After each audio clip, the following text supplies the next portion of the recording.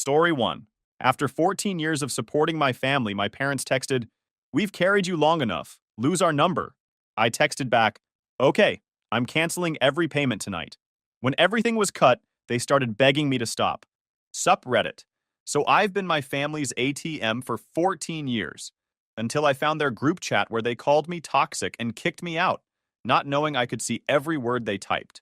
I, 36 male years old, work supply chain for a regional freight company, and I've been my family's personal bank for 14 years.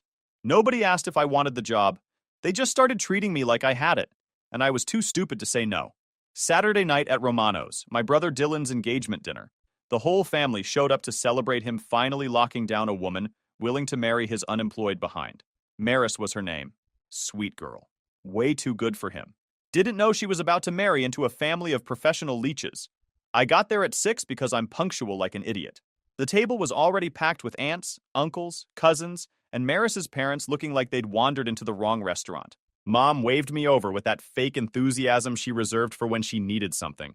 Dylan stood up and grabbed me in one of those aggressive bro hugs that's really just an excuse to pat yourself on the back for having emotions. We'd never been close. He was 3 years younger and spent most of his adult life explaining why his latest business idea was about to make him rich. Dinner was theater. Dylan held court about his new consulting venture, which was code for texting people on LinkedIn and calling it networking. Maris's parents smiled like hostages. Mom and Dad beamed like he'd invented electricity instead of burning through his 4th business plan in 3 years. Nobody asked what I did at work. Nobody asked how I was doing. I was furniture that occasionally dispensed money. Around dessert, Dad stood up with his water glass doing that thing where middle-aged men think they're giving the State of the Union. He toasted Dylan and Maris, talking about new beginnings and bright futures, like Dylan hadn't moved back home twice in the last 5 years. Then Dylan got up for his own speech, because one toast wasn't enough attention. He pointed at me with his water glass. The kind of gesture that means you're about to be volunteered for something you didn't agree to. I gotta thank my brother, too. Most reliable dude I know. Seriously, bro. You're like a walking insurance policy. Always there when things get real. A few people laughed. Mom actually said, "That's our boy," like I was a trained dog doing tricks. Aunt Drusilla jumped in from down the table. "He never complains. That's real family loyalty right there." Dad nodded. "He's our emergency fund." Said it with a smile. Like it was a compliment. Like reducing me to a financial instrument was something I should be proud of. Maris's mom looked confused. "Emergency fund? Oh, he helps out when we hit rough patches," Mom explained casually. "Business has ups and downs, you know. He's got that steady corporate paycheck, so he covers things when cash gets tight. Right?"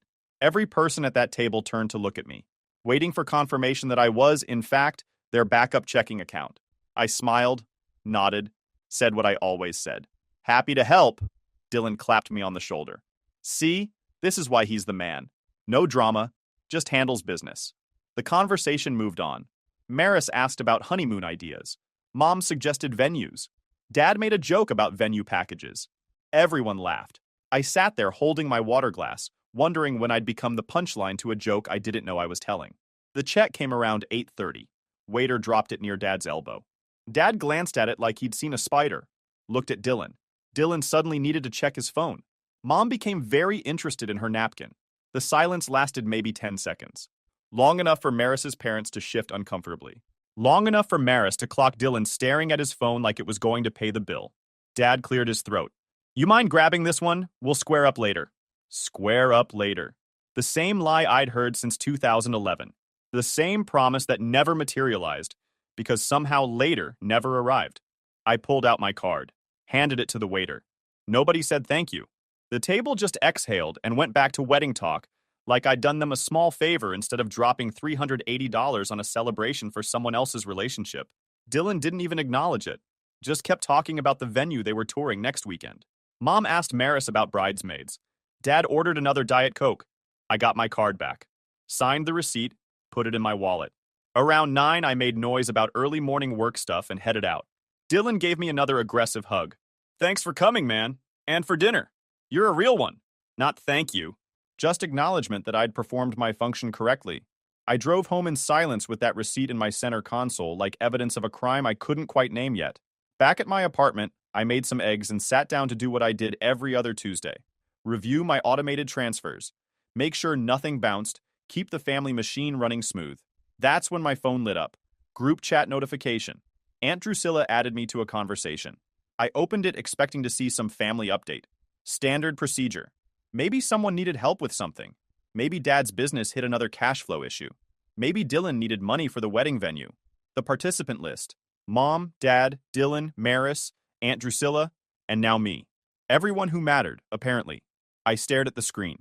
No notification that I'd been added appeared in the chat itself. Aunt Drusilla must have added me quietly. The others didn't know I was here, and they were still typing. Dylan, finally. This has been overdue. Mom, some people never understand their place in a family. They think money makes them important. Dad, we've been too generous, too patient with his attitude. My chest felt tight. They were talking about me, right now, and they had no idea I could see it. I watched the messages keep coming. Dylan, we need to discuss him. Dude's been acting like he's doing us some huge favor lately. Maris, what's his problem? Dylan, acts all superior. Every time I mention the business, he gets this judgmental look, like his corporate job makes him better. Mom, he's always been entitled like that. Thinks regular paychecks mean something special. Aunt Drusilla, some people forget that family isn't about money. It's pathetic how he holds it over everyone. I put my phone on the counter, picked it up, read it again. Judgmental, superior, entitled, holding it over everyone. This was me they were describing. The guy who'd covered their mortgage payments, their insurance, their business loans for over a decade. The guy who just paid $380 for their celebration dinner 2 hours ago without being asked. They thought I was the problem. Dad, time to set some boundaries. He's not welcome around here until he drops the attitude and remembers his place. Mom, agreed. We've supported him emotionally for years. Always so cold and moody at gatherings like we owe him something. Carried me emotionally. I actually laughed. The guy who'd never asked them for $1, who'd never burdened them with my problems while solving theirs. That guy needed emotional support. Dylan, should we just kick him out or make him apologize first? Maris, kick him. He won't change anyway. Aunt Drusilla, sometimes you cut toxic people off even if they're blood. Better for everyone's mental health. Then Mom's message appeared, the one that made my hands go cold. Still talking like I wasn't watching. Mom, we've carried you long enough. Lose our number. Should I send this? What do you guys think? I watched the reactions pop up in real time. Aunt Drusilla with a thumbs up emoji. Right there under the message exiling me from my family. The same aunt whose divorce costs I'd covered in 2021. The same aunt who'd called me crying about her mortgage. Who I'd helped with a loan that vanished into the void like all the others. She approved of cutting me off. And she'd added me silently just to make sure I saw it happen. Dylan, finally. Tired of him acting like he's doing us favors when family should just help. Maris, some people create unnecessary drama wherever they go. Drama. From the guy who sat quietly at family dinners. Who transferred money without asking questions. Who left events early to avoid making waves. The typing bubbles kept bouncing. They weren't done yet. Dad, maybe this teaches him some humility about what really matters. Mom, let's see how superior he feels without family support and connections. Without family support. The words just sat there on my screen like a joke that forgot to have a punchline. I set my phone down, looked at my laptop still open to my banking dashboard. The screen full of automatic transfers I managed like it was a second job. Their lives running on my credit score and my direct deposit. They thought they were cutting me off. They genuinely believed they were the ones providing support.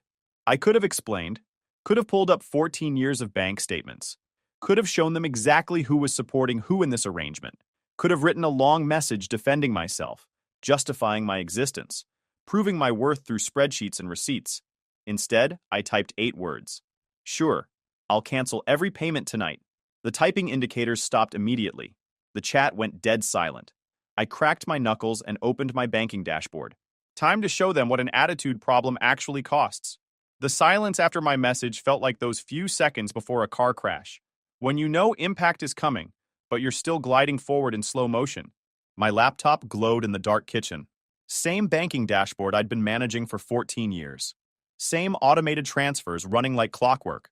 Same financial infrastructure keeping their lives from imploding. Not for much longer. I opened Excel, started documenting. For once, I wanted to see the full damage in one place. Wanted to know exactly what being the family safety net had cost me. 19 automatic transfers running every month, some weekly, some triggered when their accounts dipped below certain levels. I'd built systems to solve their problems before they even knew problems existed. Health insurance. Family plan covering mom, dad, Dylan, and now Maris, apparently. $1,240 monthly. They'd added Maris when Dylan proposed 4 months ago. Didn't ask. Just assumed I'd keep paying. It wasn't through work. Private plan, my billing account, my dependents list. Car insurance.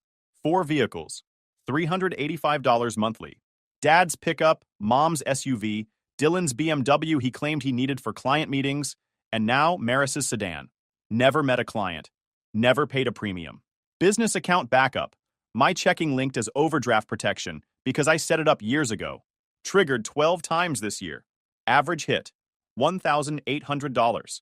They ran Dad's business like a casino with unlimited credit. I was the house that always covered. Property taxes. $520 monthly into escrow I'd set up when Dad's business tanked in 2018. 7 years of payments. They probably didn't even know I was handling it. Storage unit rental. $175 monthly for Dylan's furniture from his first apartment that he'd move, eventually. 3 years. $6,000 to store garbage. The numbers painted a picture I'd been too close to see. $2,320 every month, flowing from my accounts to theirs in regular payments, plus another $21,600 this year alone in overdraft bailouts. Almost $50,000 a year, buying me the privilege of being called judgmental at family dinners. I went deeper. Pulled statements back to the beginning. First transfer was March 2011. Mom's emergency dental work insurance wouldn't cover because Dad forgot to pay premiums. $3,200. I was 22, barely making decent money, and I sent it same day because that's what family does. That was the test. Proof I was reliable. Proof I didn't ask questions. Proof I'd show up with money when they called. Total documented transfers over 14 years. $412,000. Not loans. Gifts. Money given freely to people currently discussing my attitude problem in a group chat I wasn't invited to. I could have bought a house with that. Could have retired early. Could have done literally anything except fund 3 failed businesses, 4 cars, and a lifestyle they thought they'd earned. My phone sat dark on the counter. Not a single follow-up message. No concern about what cancel every payment actually meant. They probably thought I was posturing, making noise like someone desperate to be included. They were about to get an education. Here's what 14 years as the invisible family accountant teaches you. You know every password, every account number, every automated system. You've got documentation for everything because nobody else kept records. I started small. Streaming services. Netflix, Hulu, Spotify, HBO, all under my email and payment. Click cancel, confirm. Done. $65 in monthly entertainment gone in 4 minutes. Gym memberships. Dylan's bougie CrossFit place he posted about, but attended maybe twice a month. $95 monthly. Canceled. App subscriptions. Cloud storage. Magazine renewals. Random stuff they'd signed up for using my payment info over the years. Click cancel, confirm. Each cancellation felt like dropping a brick I'd been carrying. Individually, nothing. Together, crushing. The big items needed more work. Health insurance had 30-day notice requirements. I was the policyholder, so I called the provider, navigated the automated system like I'd designed it myself, requested cancellation effective end of month. The rep asked if I wanted to set up Cobra for the other covered individuals. That's not my problem anymore. She paused. Sir, that leaves 4 people uninsured November 1st. I'm aware. Typing sounds. Cancellation processed. Anything else? We're done here. Car insurance was next. Called, removed every vehicle except mine from the policy. Agent warned this would leave 4 vehicles uninsured and trigger DMV notices. Send the notices to the registered owners. Understood. I'm sorry to lose your business, Mr. You're not losing anything. I'm gaining my life back. Property taxes were trickier. My name was on the escrow, but not the deed. I'd been paying into their equity for 7 years. That needed a professional. I made a note. Call that law firm tomorrow morning. The business account overdraft protection was satisfying. 1 call. 15 minutes of verification. Then my account was disconnected from their financial train wreck. Just to clarify, the bank rep said, future overdrafts will result in return transactions and fees. Good. Around midnight, I found something interesting buried in old emails. Business credit line I'd guaranteed 3 years ago when Dylan needed startup capital. $15,000 limit. Current balance. $13,700. I called the credit line's 24-hour support. 40 minutes on hold, 2 security questions, Then the rep's tone changed when I explained what I needed. I'm submitting a guarantor revocation and requesting the account be frozen pending review. Keyboard clicks. That'll freeze the account immediately. Primary holder receives notification at 8 a.m. and needs to provide alternative collateral within 72 hours or the balance becomes due in full. Perfect. Process it. More typing. Done. Anything else? That's everything. By 1 a.m., I'd systematically dismantled 14 years of financial infrastructure. Every automatic payment canceled. Every guarantee revoked. Every safety net removed. My phone still showed 0 messages from the family chat. Reality was about to provide continuing education. I opened a fresh spreadsheet and documented everything. Screenshots of cancellation confirmations, reference numbers, timestamps. When this got ugly, I wanted documentation. Around 2 a.m., I remembered something. Their home safe. I'd been storing documents there for years because my name was on half of them anyway. Property deeds, insurance policies, investment accounts Dad had opened under my credit. Everything proving who owned what. Sitting in their safe, with my name all over it. I grabbed my keys and drove to their house. The place was dark. I still had a key from 2016 when they'd given me emergency access. Let myself in quiet. Found the safe in Dad's office. Same combination since 2017 because Dad never updated anything. Inside was exactly what I expected. And some surprises. House deed. My name as mortgage guarantor. Because in 2018 they couldn't refinance without my credit score. Business papers. My name as registered agent. Because Dad's credit was too trash to file properly. Investment accounts. My social security number as primary. Because someone needed good credit to open them. Life insurance. Me listed as beneficiary and premium payer. Because someone had to make sure they didn't lapse. I photographed the safe contents first. Every document, every page, every angle. Then I boxed copies of my records. Anything with my name, my SSN, or my signatures. Left everything else exactly where it sat. On the way out, I noticed their mail. Unopened bills. Past due notices for stuff I usually handled before it became problems. A foreclosure warning on the storage unit I'd stopped paying for tonight. I left everything where it sat. They wanted to be done with me. They could handle their own mail now. Back home at 3 a.m., I sent one email. To a law firm I'd looked up after a particularly brutal family dinner last year. Never contacted them. Just saved the info like a fire extinguisher. Subject. Urgent. Family financial separation. Body. Need immediate consultation on separating from 14 years of joint obligations. Extensive documentation available. Can meet tomorrow morning. I hit send and went to bed. For the first time in 14 years, I slept like someone with nothing left to lose. My phone started buzzing around 3:40 a.m. I'd been asleep maybe 30 minutes. Deep enough that the vibration felt like it was coming from inside my bones.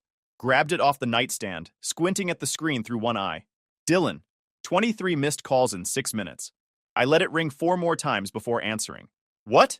His voice came through ragged, panicked, like someone had just told him his entire life was on fire.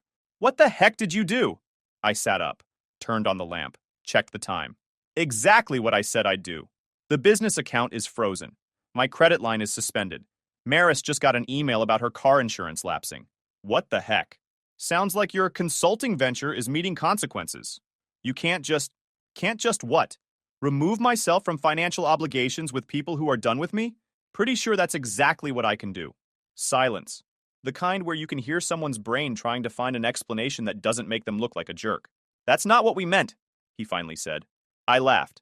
Actually laughed out loud. What did you mean then? More silence. Longer this time. That's what I thought. I glanced at my alarm clock. 3:43 a.m.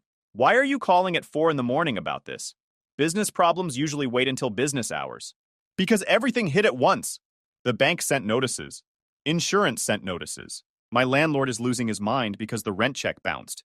Your rent bounced because you were paying personal expenses from the business account. Business account had overdraft protection from my checking. I disconnected that tonight. You can't do this to us. Us. You keep saying us. But that family meeting, the one I'm not invited to, that's not an us situation. That's a you and them situation. I'm just respecting boundaries you drew. His voice got smaller, scared. Please, we need time. You had 14 years to figure this out. You spent it treating me like a utility bill you forgot to pay. That's not fair. What's not fair is finding out my family thinks I'm judgmental while I'm literally looking at automatic transfers keeping your lives running. What's not fair is paying $380 for your engagement dinner and not even getting acknowledged. And you still had the nerve to call me the problem. I heard voices in the background. Female. Probably Maris. Then Dad's voice, muffled but urgent. Dad wants to talk to you, Dylan said. Tell Dad I'll talk to him through my legal counsel. During business hours. You're legal, come on. I hung up. Phone started ringing again immediately. I powered it down completely. Set it on the nightstand. Stared at my ceiling. Part of me waited for guilt to show up. To feel like I'd gone too far. To feel that familiar pull to fix things. Make peace. Be the bigger person. I felt nothing but satisfaction. Around 5 a.m., I gave up on sleep. Made coffee. Opened my laptop and started building the case file. Screenshots of the group chat. Bank statements showing 14 years of transfers. Confirmation emails from every cancellation. The law firm opened at 9. I had a meeting request in their inbox. Wanted to walk in prepared. By 7 a.m., I had comprehensive documentation. Organized by category. Chronological within categories. The kind of thing that would make a judge's job easy if this went to court. At 8:15 a.m., I turned my phone back on. 61 missed calls. 87 texts, 4 voicemails. I ignored everything except one email. The firm had responded. Hi, we can see you at 10 a.m. today. Please bring any documents and screenshots you have. I showered, put on my interview suit, grabbed the box of documents and my laptop. Time to make this official. The law office was downtown, 8th floor. The guy who met me was late 40s, gray at the temples. I set the box on his desk. 2 hours later, he'd walked through everything. The transfers, the joint accounts, the business guarantees, the property situation, every document, every screenshot, every transaction. He leaned back. You've been remarkably patient. Most people would have drawn boundaries years ago. He tapped his pen. Good news. You documented everything meticulously. Bad news. They'll argue voluntary gifts, that you gave freely and never wanted recognition. I don't want repayment. I want separation. He smiled. Even better. We're severing future obligations and clarifying ownership on shared assets. The house is the problem. Your name's on the mortgage guarantee, you're co-owner, you paid property taxes for 7 years. That's substantial equity. Options? 3. Force a sale and take equity.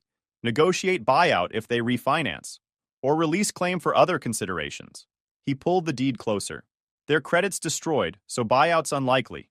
We give them 90 days to refinance. When they can't, we file partition sale. 6 months total. The business guarantees I pulled? Bank reassesses when guarantor withdraws. If they can't find collateral, account freezes and balance comes due. $13,000? $13,700. They're not paying that. Business closes. He'll probably file bankruptcy. Good. He looked at me over his glasses. Not judging, just confirming. I mean it, I said. He's been running that business on my checking account for 3 years. Another note. Insurance cancellations are clean. You're the policyholder. They'll get COBRA offers at full premium, probably $1,600 monthly. They can't afford that. Not my problem, not yours either. He flipped pages. The documents from the safe prove financial entanglement more than I expected. Next step, I draft formal separation agreement. Details every account, obligation, shared asset. Certified mail to all parties. 30 days to respond. If they contest, we have documentation. If they don't, we proceed. Cost, $5,000 retainer. I bill at $350 hourly. Figure $14,000 total.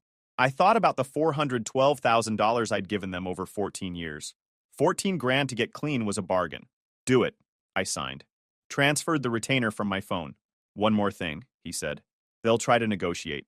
Emotional appeals, threats, back to appeals. Don't engage directly. Route everything through me. If they show up at your place, call the police. Document threats, messages, voicemails, anything. We shook hands. My phone buzzed in the parking lot. Mom, we need to talk. This is getting out of control. I forwarded it to the firm without responding. I ignored my phone all morning. Around 1:30 p.m., my work phone rang. Front desk. Someone's here to see you? Says she's your mother? Oh, man. Mom stood near security wearing her church cardigan. The visitor badge looked wrong on her. Outside. We walked to the parking lot. Found a spot by the dumpsters. Honey, this needs to stop. What needs to stop? You know what? The accounts. The insurance. Your father is beside himself. You texted that I should stop visiting. That you were done with me. Whole family voted me off the island. Now you're upset I actually left? We were frustrated. About what? I paid your dinner bill Saturday without complaint. How is that acting superior? She looked at the pavement. You always seem so judgmental. I wasn't keeping score, but I am now. Want to know what 14 years of quiet help costs? $412,000. That's documented. Her face went pale. That can't be right. It's verified. My legal counsel has copies. Your legal counsel? You actually hired someone? You ended the family relationship. I'm formalizing the business separation. But the house. Your father said you took the deed. I took copies of documents with my name on them, including the deed listing me as co-owner because Dad couldn't refinance without my credit in 2018. We didn't know you felt this way. Because you never asked. You just assumed I'd always help. Assumed I'd tolerate being called judgmental while paying your property taxes for 7 years. She tried softer. Motherly. We're family.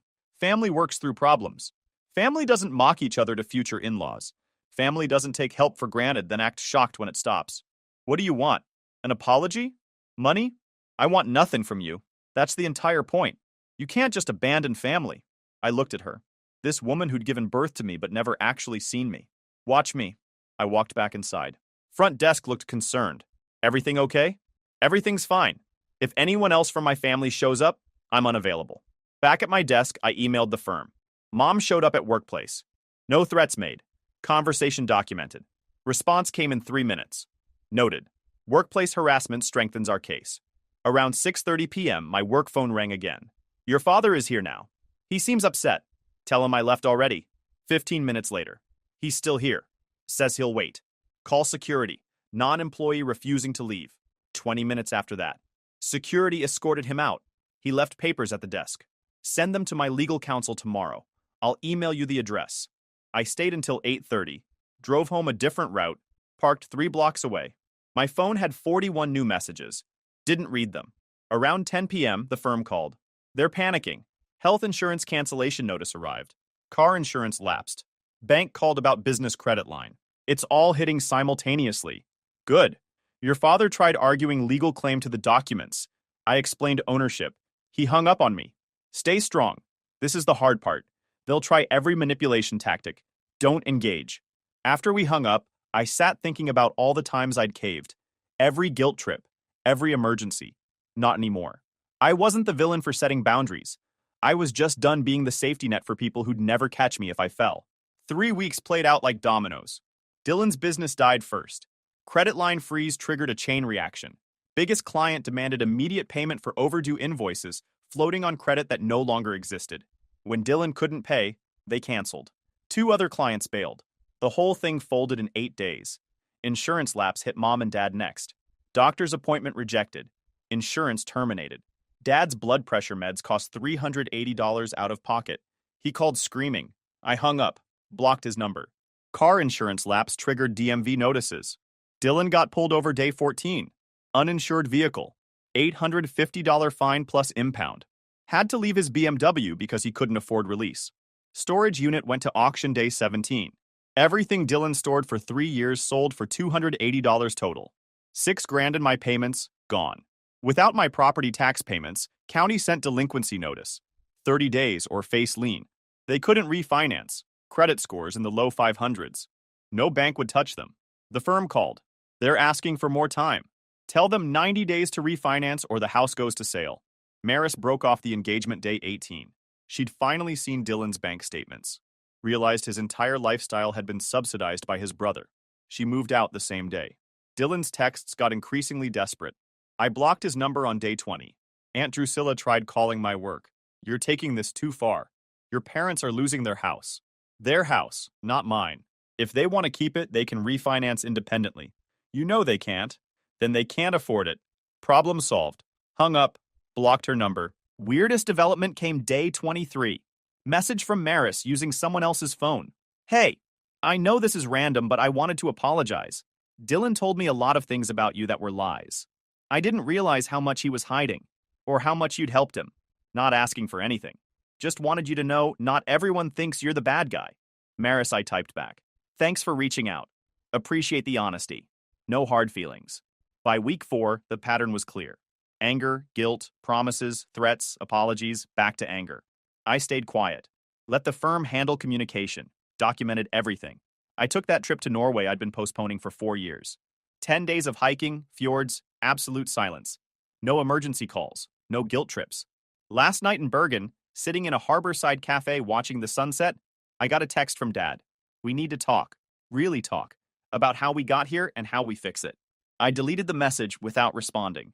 A few weeks before the auction, I was on my back porch, my apartment porch, looking at trees in the parking lot. My phone buzzed. Text from Dad. We need you at the bank today. Clerical issue with the refinance. If you don't come, we lose everything. Please.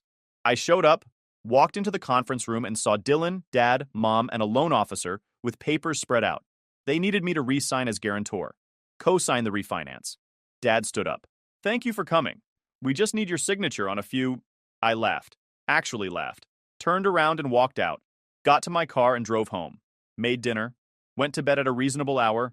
No emergency calls. No guilt trips. Just peace. The house sold at auction, month 5. Couldn't refinance. Couldn't find a cosigner. Bank wouldn't extend deadlines. Property went for $420,000. Outstanding mortgage was $285,000.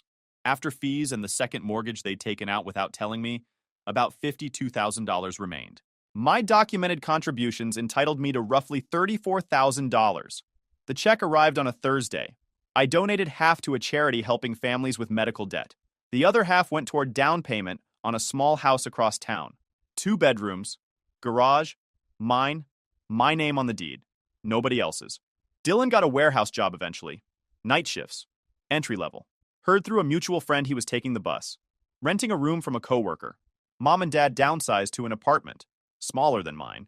At 62 and 60, they were starting over with whatever savings they'd managed to keep, which wasn't much. Aunt Drusilla kept her PR campaign going another month.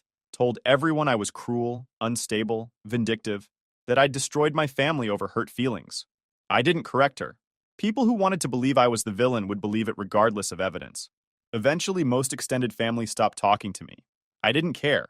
Turns out I didn't like most of them anyway. I started dating. Met someone eventually. Kate. CPA. Had her own house, own car, own life. Didn't need me to fix anything. She asked about my family once. I gave the short version. We don't talk anymore. Long story. Lot of boundary issues. She nodded. I get it. Sometimes family is the hardest boundary to set. Experience with that? Mom had addiction issues.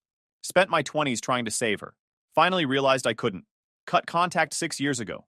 Best decision I ever made. We understood each other. 7 months after everything went down, I was grilling in my backyard on a Saturday. Kate was helping prep vegetables. Radio playing classic rock. My phone buzzed. Text from an unknown number. This is your father. Your mother is in the hospital. Heart attack. She's asking for you. Please come. I stared at it. Set my phone down. Flipped the burgers. 30 seconds later, another buzz. Different unknown number. It's Dylan. Mom's in bad shape. She keeps saying your name. Dad's a mess. We need you here, man. Please. Kate glanced at my phone. Everything okay? Family emergency. The kind that shows up right when I'm happy. Another buzz. This is serious. She won't stop crying. Keeps asking why you won't come. The doctors say stress is making it worse. You need to be here. Dad. Then another. I know we haven't talked, but this is Mom. Whatever happened between us, she doesn't deserve this. She's your mother. Dylan and another. The nurses are asking about family. Hi, Pa. They won't talk to us unless you sign. We need your authorization. Your mother needs you. Dad. I picked up my phone. Read through all 5 messages. Something about it felt scripted. Too coordinated. 3 different numbers in 90 seconds, all hitting the same emotional beats. I called the hospital operator. Hi, I'm trying to locate a patient. Last name would be under either her married name or potentially her maiden name. One moment, please. Typing sounds. Long pause. I'm sorry, sir. There's no public listing under that name today. Can you check if she was registered in the ER today? They transferred me to ER registration. Same answer. Thanks. I hung up. Looked at Kate. They're lying. About your mom being in the hospital? Yep. Another buzz. She's asking for you specifically. Keep saying she's sorry. That she wants to make things right. Don't let the last thing between you be that fight. Please. Dylan. I drove over anyway. Not because I believed them. I wanted to see the play. Pulled into the hospital parking lot 20 minutes later. Walked through the sliding doors into the ER waiting area. And there they were. Camped by check-in, right next to triage. Like they'd rehearsed it. Dad. Dylan. Mom. Aunt Drusilla for some reason. Mom was sitting in a chair scrolling her phone. No hospital gown. No IV. no wristband. Looked healthier than she had at Christmas. They saw me and immediately went into performance mode. Dad stood up fast. Thank God you're here. She's not in the directory. Beat of silence. What? Dad's face did something weird. I called ahead, asked the operator. No patient under that name, no ER admission today. So either Mom's here under a fake name, or this is nonsense. Mom's face went red. I am here. For a consultation. They said, you texted heart attack. It was a panic attack. They needed to rule out, so you're not dying. That's not the point. Dylan stepped forward, hands up like he was calming a wild animal. Man, we just need you to sign something?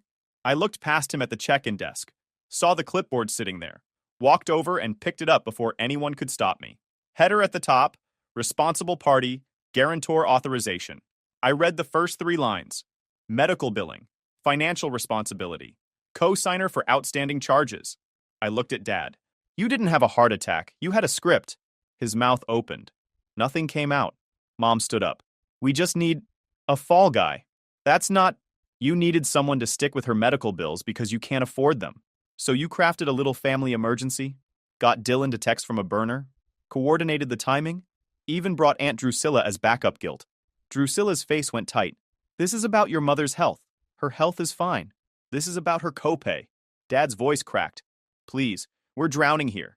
The apartment, the bills, everything's falling apart. Just this once? You mean again? Please, I'm asking. Just sign the form. I looked at him, at Dylan, at Mom sitting there like I was the one making this awkward. They really thought this was clever. I set the clipboard back on the counter, turned and walked toward the exit. Behind me, Dad's voice. Please. I didn't stop. Got to my car, drove home. Kate was still on the porch when I got back. Burgers were resting under foil. How'd it go? Mom's fine. Panic attack turned out to be a billing problem. She smiled a little, handed me a seltzer. My phone buzzed twice more that night. 2 more unknown numbers. I blocked them both without reading. By Sunday morning, they'd stopped trying. Some bridges you burn. Some you just stop maintaining until they collapse on their own. Either way, I wasn't crossing back. If you enjoyed this video, please hit that subscribe button. It really helps the channel and help us bring you more and better stories. Thanks. Story 2. My dad laughed in my face when I pitched my business idea, then handed all my work to my brother. 7 years later, I'm CEO of a multi-million-dollar company and just bought out their failing business for pennies on the dollar. Dad's crying now. Hey, Reddit. My dad and brother always treated me like the family screw-up. So I walked out, built my own company from nothing, and stopped caring what they thought. Turns out they weren't ready to let it go that easy. But before we get into that mess, let me start from the beginning. So I'm Marcus, 32, and I run a construction development company. Not the kind of business everyone posts about on LinkedIn, but the kind where you actually build shit that matters. My dad, Richard, used to run Monroe Industries, big commercial real estate firm. Had my older brother Derek lined up to take over since we were kids. I was supposed to be the backup plan, the other son who'd handle paperwork or whatever. 3 years ago, I pitched Dad on a mixed-use development idea I'd been working on for months. He laughed in my face, told me to stop dreaming and learn the family business properly. 2 weeks later, he handed my entire project portfolio to Derek and made him VP. I walked out that night and never went back. On Monday at 9:40 a.m., I was at my Newark construction site going over electrical plans with my foreman Tony when I heard a car door slam. Expensive different. I looked up and there was a black Mercedes S-Class parked near the fence. My dad got out from the passenger side, wearing a suit that probably cost more than most people's monthly rent. Then Derek climbed out of the driver's seat, sunglasses on, looking like he just stepped out of a yacht club. They didn't see me at first. I was covered in dust, wearing the same clothes as the rest of my crew. Just another guy on site. Derek walked up to the fence, looking around like he was inspecting a dumpster. Jesus, this neighborhood's a shithole, he said loud enough for half my crew to hear. Why would anyone develop here? Dad was scrolling on his phone. Investment property. Trying to get in before the area gentrifies. Flip it in a few years. One of my guys, probably 22 years old, was carrying lumber past them. Derek pointed at him. Hey, buddy, you know who owns this site? We're looking to talk to someone in charge, not you people. The kid looked confused, glanced at me. I shook my head slightly, told him it was fine. He kept walking. Tony's jaw tightened. He'd worked for me since the beginning, knew the whole family history. Can I help you, gentlemen? He asked, walking toward the fence. Derek didn't even look at him. Yeah, we need to talk to whoever runs this operation. We're interested in the property. You're looking at him, Tony said, jerking his thumb back at me. That's when Derek finally looked. Actually looked. His expression went from confused to shocked to fake friendly in about 2 seconds. Marcus? He pulled his sunglasses down. Holy shit. What are you doing here? I walked over slowly, wiping concrete dust off my hands. Working. You? Dad looked up from his phone now, saw me. His face did this thing where he was trying to figure out if he should be embarrassed or condescending. He landed on condescending. Son, you're working construction now? He said it like I told him I was collecting cans for recycling. I thought you were doing consulting or something. I am doing something, I said. Derek was looking around the site now, seeing the scope of it. 4 buildings, mixed commercial and residential. Probably 200 units total when it was done. Wait, you work for the developer? Not exactly. Tony was trying not to smile. Marcus owns the whole project. Bought the land, designed the development, secured the financing. Dad's scrolling hand froze for half a second, then kept moving. Sure he does. His tone made it clear he thought Tony was either lying or mistaken. Derek laughed. Yeah, okay. Our little brother's a real estate mogul now. Good one. I'm serious. We get it. Dad cut him off. You're loyal to your boss. Appreciate that. He said it the way you'd talk to a kid telling you his dad works for Nintendo. I handed the blueprints to Tony. I've got a flight to catch in a couple hours. Tony, make sure the inspector gets these revised plans. You got it, boss. Where are you going? Seattle. National Industry Summit. I drove off and in my rearview mirror, they were just standing there next to their Mercedes, looking lost. My phone buzzed. Text from my business partner, Jake. Jet's fueled. See you at the airport. Yeah, this was going to be fun. I got to Newark Liberty around 1 p.m. Commercial flights to Seattle were boarding all afternoon. 6-hour slogs with connections in Denver or Chicago. That wasn't my problem, though. I was standing near gate B7 with my duffel bag, the same one I'd had since college. Black, worn at the corners, still worked fine. I was wearing jeans and a regular button-down, nothing fancy. Around me, it was the usual airport chaos. Families dragging kids, business people typing on laptops, that one guy yelling into his phone about quarterly reports. Then I heard it. That laugh. Derek's laugh. The one he did when he thought he was being funny in front of people. I turned and sure enough, there they were. Dad, Derek, and some blonde woman I didn't recognize at first. She was dressed business professional, carrying a leather portfolio with the Monroe Industries logo embossed on it. They had matching designer luggage, the kind with the fancy hard shell and built-in phone chargers. The blonde woman clicked over in heels, and that's when I recognized her. Ashley, my ex from 7 years ago, the one who dumped me 2 months after I left the family company. Last I'd heard through the industry grapevine, she'd joined Monroe Industries' marketing department about 6 months after we broke up. Guess she'd worked her way up. The portfolio and the summit attendance meant she was somebody's senior director now. They saw me and Derek's face lit up like Christmas morning. Well, well, well, he said, walking over. Told you, Dad. Same flight. Dad looked at my duffel bag, then at their designer luggage. Marcus, didn't expect to run into you here.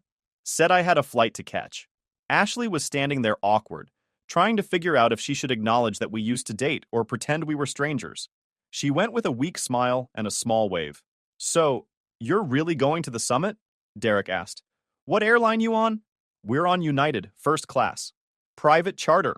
The words just sat there for a second. Derek's smile froze. Ashley blinked.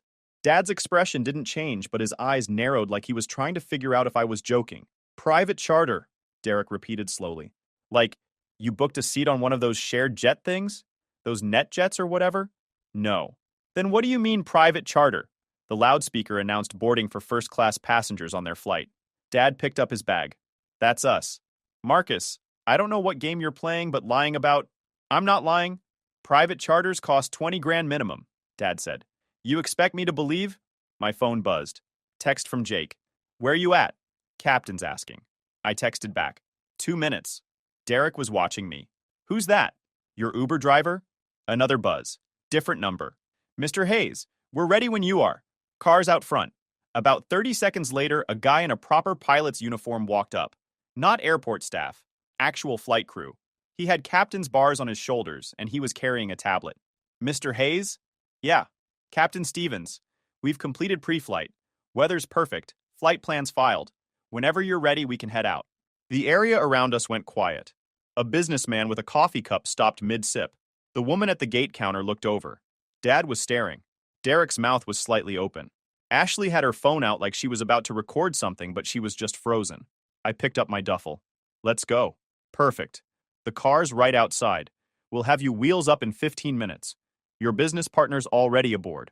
We started walking toward the exit. Not toward the gates, toward the private terminal exit. Captain Stevens was talking about flight time and weather patterns, but I was barely listening. I glanced back once. Dad was standing there with his boarding pass in his hand. Other passengers walking around him to get to the gate. Derek was next to him, bags at his feet, just staring. Ashley had lowered her phone. The automatic doors opened and there was a black SUV waiting. Captain Stevens opened the door for me. After you, sir. I climbed in. Through the tinted window, I could see them still standing there, watching.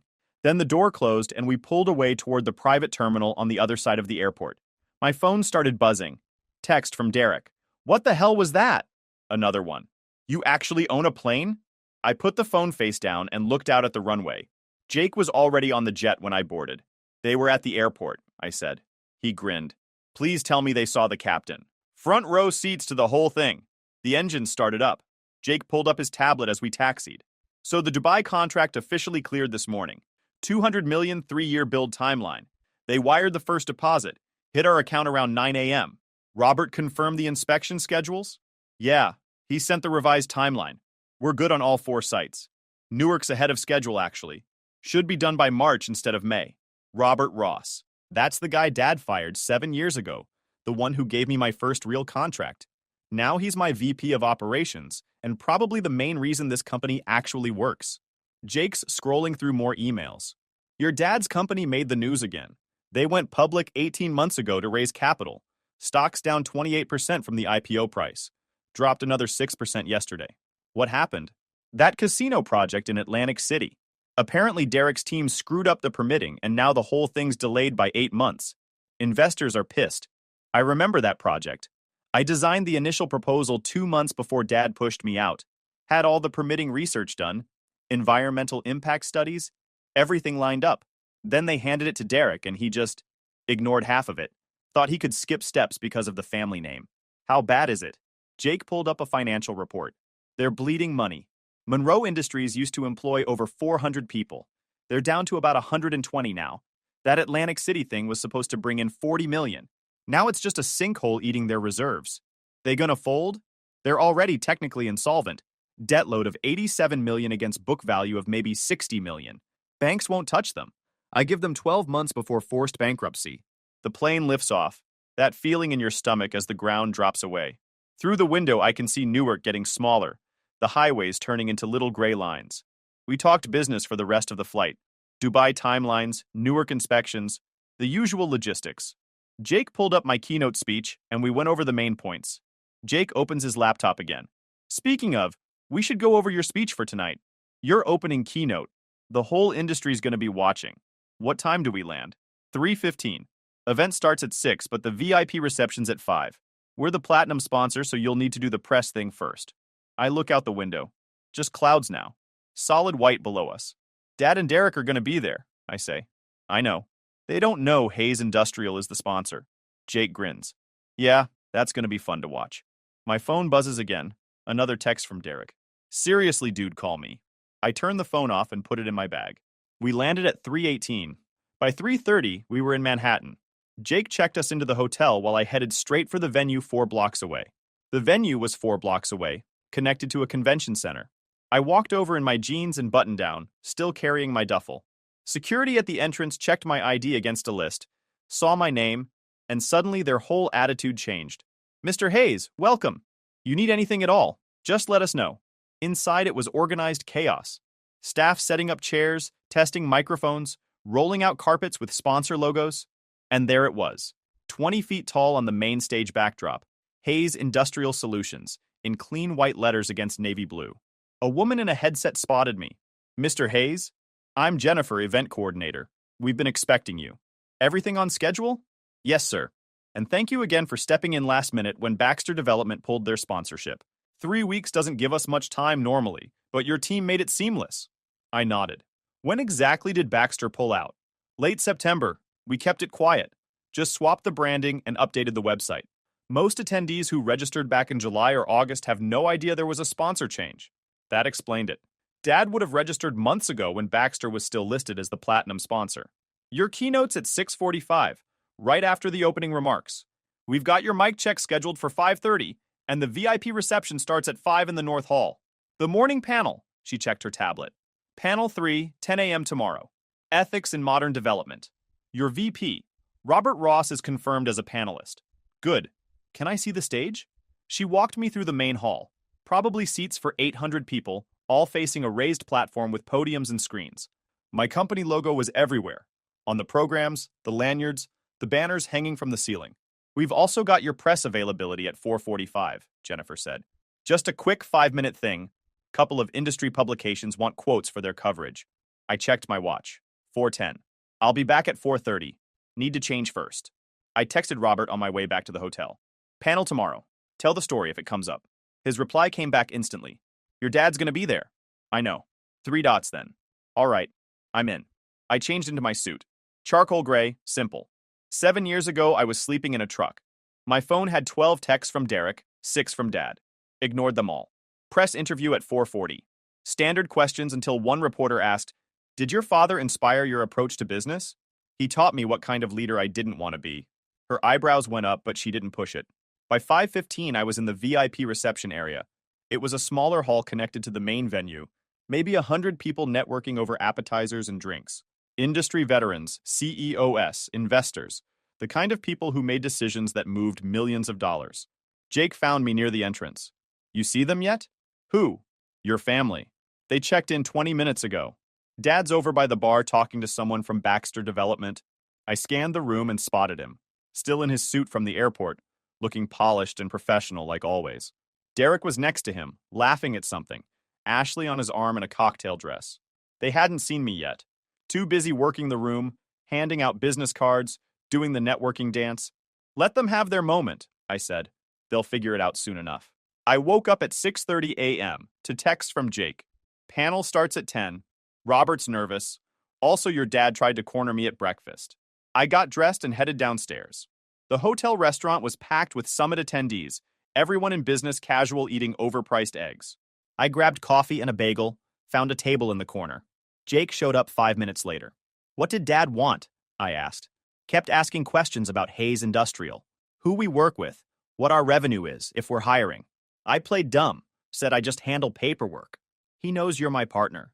Yeah, but he's pretending he doesn't, probably hoping to get information without directly asking you. We finished eating and walked over to the convention center. The main hall was already filling up, people finding seats, checking schedules on their phones. The morning panels were in smaller breakout rooms off to the side. Panel 3 was in Conference Room B. Maybe 200 seats, half full when we got there. Robert was already on stage with 3 other panelists, testing his microphone. He saw me, gave a small nod. I sat in the back row. Jake sat next to me. More people filtered in over the next 10 minutes. Then I saw Dad and Derek walk in, Ashley between them. They sat about 6 rows from the front, right side. Dad had a notebook out like he was planning to take notes. The moderator stepped up at exactly 10 a.m. Good morning, everyone. Welcome to our panel on ethics in modern development. We've got 4 industry leaders here to discuss contractor relations, sustainable practices, and accountability in our field. She introduced each panelist. When she got to Robert, she read his title. Robert Ross, VP of Operations at Hayes Industrial Solutions. I watched Dad's reaction. His head tilted slightly, like he was trying to remember where he'd heard that name. Derek was scrolling on his phone, not paying attention. The first 20 minutes were standard panel stuff, questions about environmental impact, worker safety, community engagement. Robert gave solid answers, professional and detailed. The other panelists were good too, but you could tell Robert actually knew what he was talking about from experience, not just theory. Then, the moderator asked, Robert, you've been in this industry for 3 decades. Has the culture around ethics changed during that time? Robert adjusted his microphone. Yes and no. The regulations have improved. There's more oversight, but the fundamental challenge is still the same. Standing up for what's right when it costs you something. Can you give an example? He paused, glanced at me in the back row. I nodded once. Sure. About 7 years ago, I was working for a large commercial development firm. Won't name names, but it was a well-established company. We were bidding on a major project, and I noticed some of the environmental impact assessments were incomplete.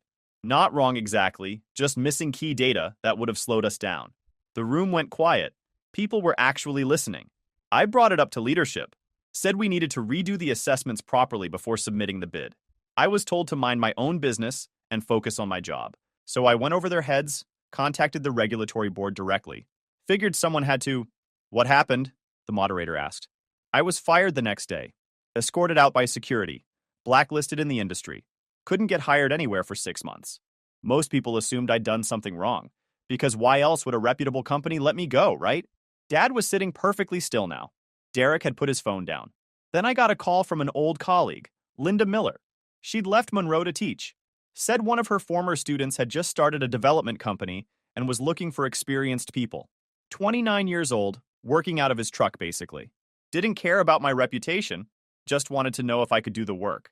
The moderator leaned forward. And that was? Robert smiled slightly. Marcus Hayes, 7 years ago. Now I'm VP of operations for a company doing $200 million in contracts annually, and I've never once been asked to compromise my standards. The room erupted in applause. People were nodding, some were writing notes. Dad's face had gone pale. Derek was staring at the stage. The moderator was smiling. That's a powerful story, Robert, and it brings up an important point about leadership and culture. The panel continued for another 20 minutes, but nobody was really focusing anymore. Robert's story was what everyone was going to remember. When it ended, people swarmed Robert with questions and business cards. I slipped out the side exit before Dad could spot me. Jake followed. That was perfect, he said. Did you see your dad's face? Yeah. Twitter's already going crazy. Someone live-streamed the panel and people are piecing together that Robert was talking about Monroe Industries. We headed back to the main hall. It was 11:30, still 5 hours before my keynote. I spent the afternoon in meetings with investors, shaking hands, talking about upcoming projects. Every conversation, I could feel eyes on me. People knew who I was now. Not Richard Monroe's son. Marcus Hayes, CEO. At 5 p.m., Jake found me.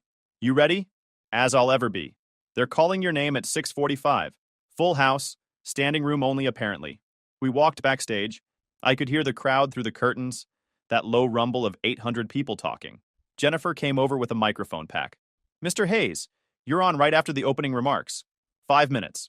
I clipped the mic to my collar. My hands weren't shaking. I was calm, focused.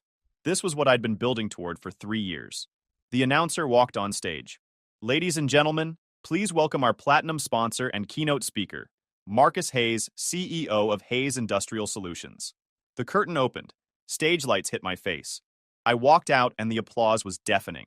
Front row, center seats, Dad, Derek, and Ashley. All three of them staring up at me with expressions I'd remember for the rest of my life. I stepped up to the podium and smiled. The applause died down and I stood there for a second, letting the silence settle. 800 people waiting to hear what I had to say. I could see Dad in the front row, his jaw tight, hands gripping the armrests of his chair. 7 years ago, I pitched a business idea to someone I respected, I started. Spent months on the proposal. Had all the research done. Feasibility studies. Financial projections. I thought it was solid. He laughed at me. Told me I was living in a fantasy and needed to grow up. A few people in the audience shifted in their seats.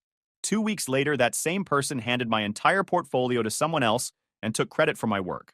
So I left, packed my truck, took $4,000 from my savings account, and started over with nothing. I looked directly at Dad. He wasn't moving. I'm not telling you this for sympathy. I'm telling you because that moment taught me something important. Belief is more valuable than pedigree.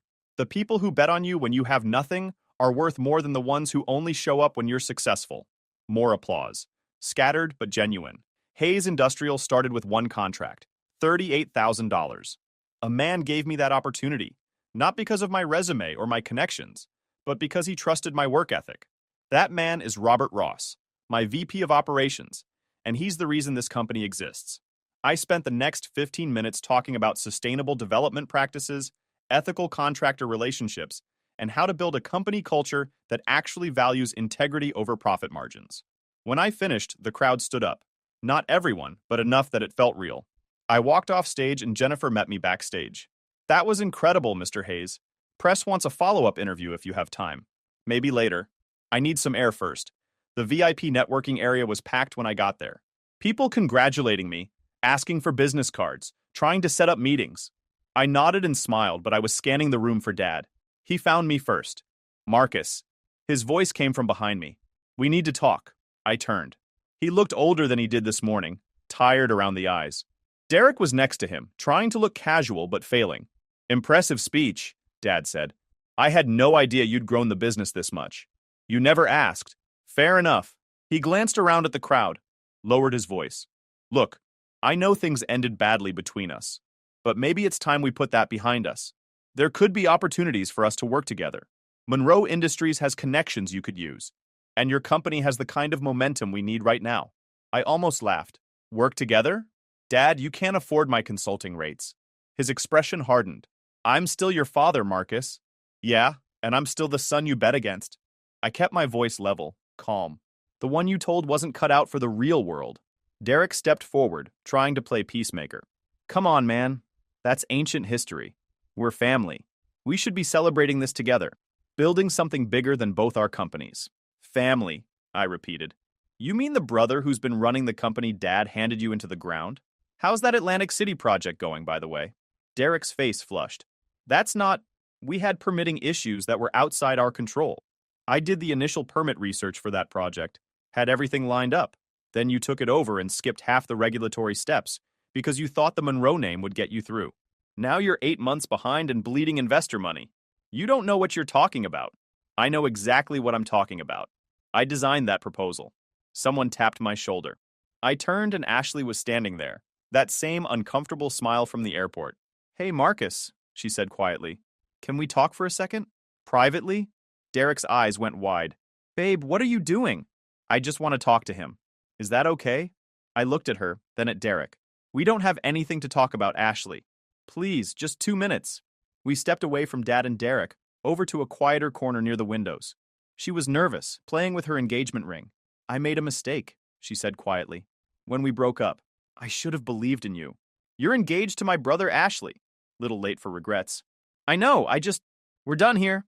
I walked away before she could finish. Did you just hit on my fiancé? He said it loud enough that people nearby turned to look. No. She wanted to talk. I told her there was nothing to say. Bullshit.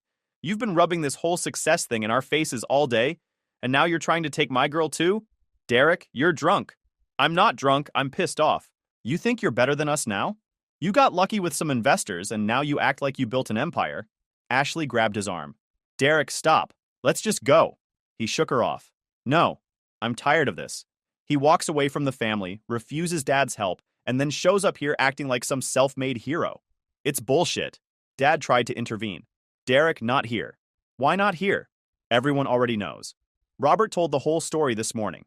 Might as well finish it. I stayed calm. You want to finish it? Fine. You got handed everything I built. Every client relationship. Every project proposal.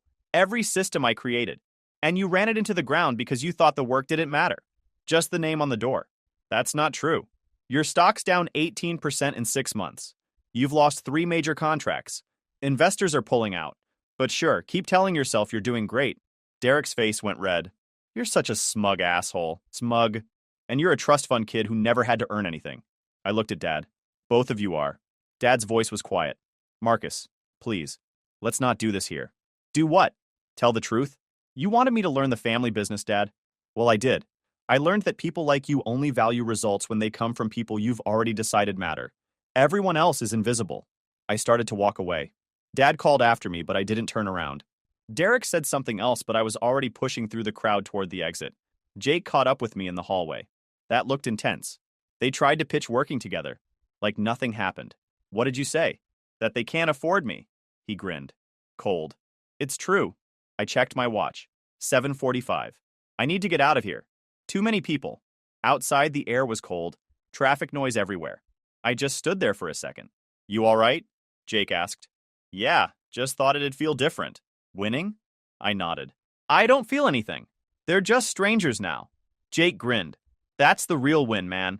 I woke up the next morning to my lawyer calling at 7:15 a.m. It's done, Michelle said. Bankruptcy court approved the restructuring plan. You officially control 67% of Monroe Industries as of midnight last night. I sat up in bed. Any issues? None. The creditors were so desperate to recover anything that nobody contested it. Richard tried to file an objection yesterday, but his own lawyers told him it was pointless. We've scheduled an emergency board meeting for 10 a.m. to make the transition official. I'll be there. Jake and I met Michelle outside Monroe Industries at 9:45. She handed me a folder. They're already inside. CFO, 2 board members, and your family. They think this is a standard refinancing meeting. Let's get it over with. I opened the door. Dad was sitting at the head of the table like he still owned the place. Derek was next to him, scrolling his phone. The CFO, a guy named Patterson, looked up when we walked in. Marcus? Dad stood up. What are you doing here? Sit down, Dad. Excuse me? Michelle walked to the front of the room and connected her laptop to the projector. A slide appeared on the wall. Monroe Industries restructuring. Hayes Capital Group. Dad stared at the screen. What is this? We're not restructuring. We're here to discuss debt refinancing options. No, Michelle said calmly. You're here because Monroe Industries filed for Chapter 11 bankruptcy protection 72 hours ago, and Hayes Capital Group, as the primary creditor, has taken control of the restructuring process. The room went silent. Derek looked up from his phone. Wait, what? We didn't file for bankruptcy. Your CFO did, Michelle said, nodding at Patterson. At the recommendation of your legal counsel.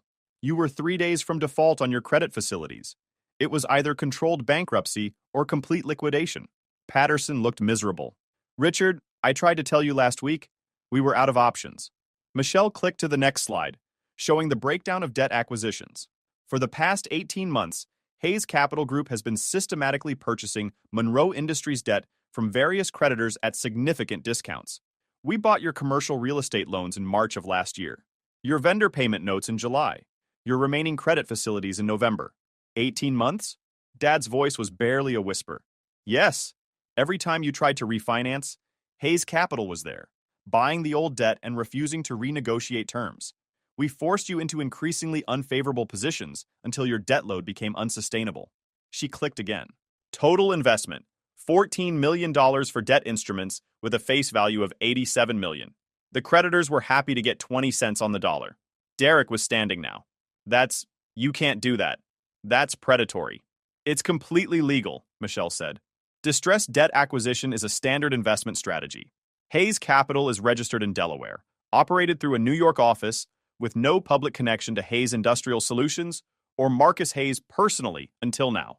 Dad was staring at me. Hayes Capital. I've been getting letters from them for over a year. Every restructuring meeting, every refinancing attempt. That was you? I nodded. Every single one. Derek stood up. This is insane. You can't just buy someone's company without them knowing. Actually, we can, Michelle said. All transactions were legal and properly documented. The debt was sold willingly by the creditors. Patterson, the CFO, was reading through the documents Michelle handed out. This is all legitimate. Jesus, Richard, how did you not see this coming? Dad wasn't looking at the papers. He was looking at me. Why? Because you built this company on my mother's life insurance money and then ran it into the ground trying to make Derek into something he's not. That's not. The Atlantic City project alone lost you $15 million. The casino deal in Connecticut, another $8 million. You've blown through almost every reserve account trying to cover Derek's mistakes. Derek's face went red. Those weren't mistakes. Those were calculated risks. Calculated? I pulled out my own folder, slid it across the table. You skipped environmental assessments, ignored permitting requirements, and used subcontractors with safety violations. That's not risk, that's negligence. Dad picked up the folder, started reading.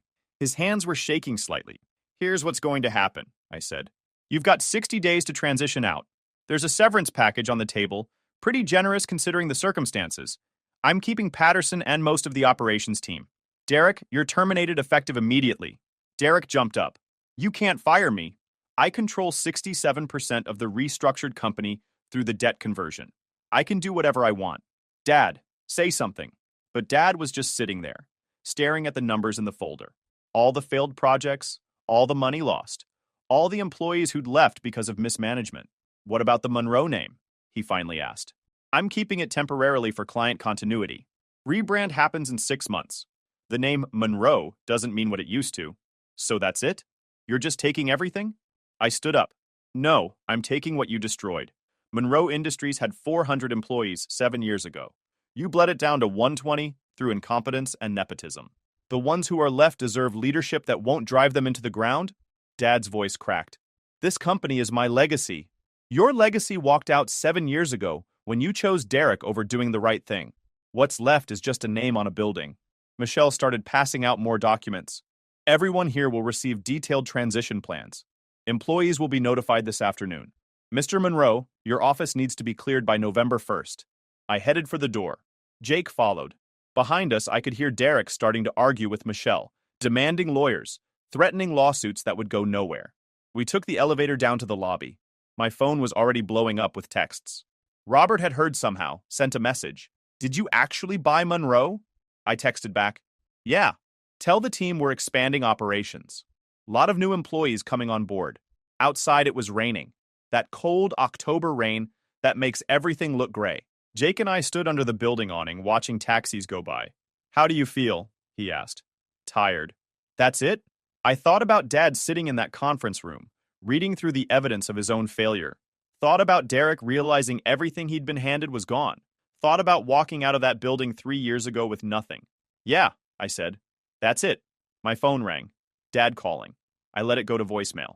2 minutes later, Derek called. Voicemail again. Then Ashley, which was weird. Voicemail. You gonna listen to those? Jake asked. Eventually. A town car pulled up. Our driver from earlier. Where to, Mr. Hayes? Airport. We're done here. 40 minutes later, we were back at Teterboro. Captain Stevens had the jet ready. Jake settled in with his laptop. What's first when we land? Newark site. 3rd building. The plane taxied and Manhattan disappeared behind us. My phone buzzed one more time. Text from Dad. Can we please talk about this? I typed back. There's nothing to talk about. You made your choices. I made mine. Deleted it. Typed instead. Take care of yourself, Dad. Hit send. Put the phone on airplane mode. Jake looked over. That it? That's it. The jet lifted off and I closed my eyes, felt the engines pushing us up through the clouds. When I opened them again, we were above everything. Just open sky in all directions. Somewhere below, Dad was probably packing his office. Derek was probably calling lawyers. Ashley was probably regretting every choice she'd made in the last 4 years. But up here, none of that mattered. I pulled out my laptop and opened the file for the next development project. Dubai was done, Newark was ahead of schedule, and we had 3 more proposals waiting for review. The work never stopped. That was the whole point. YouTube just dropped this new hype feature. If you're hooked on this story, smash that hype button. It tells YouTube this video deserves to blow up, and it keeps even crazier stories coming your way. Story 3. My mom threw me and my kids out of Christmas dinner, right after I spent $22,000 this year to keep them afloat. She said my sister deserved it more, and slammed the door. So I canceled everything. I 34 female, divorced with 2 kids, ages 8 and 11. I work in tech and make good money. Not rich, but comfortable enough to help family when they need it. Which, as it turns out, has been pretty much constantly for the past 3 years. Let me start with some background because this didn't happen overnight. My family has always had this weird dynamic where my younger sister Emma, 30, is treated like she can do no wrong, while I'm expected to be the responsible one who fixes everyone's problems. Emma dropped out of college twice, can't hold a job for more than 6 months, and has been living with our parents rent-free for the past 4 years with her boyfriend Jake and their 2-year-old daughter. Growing up, this favoritism was obvious, but I thought it would end when we became adults. Nope.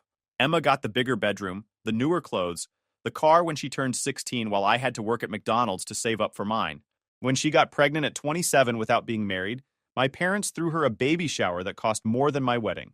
When I got divorced, Mom's first concern was whether I could still afford to help with their expenses. Our parents are both in their early 60s. Dad works part-time at a hardware store after being laid off from his factory job 3 years ago. And Mom hasn't worked since Emma moved back in because she helps with childcare.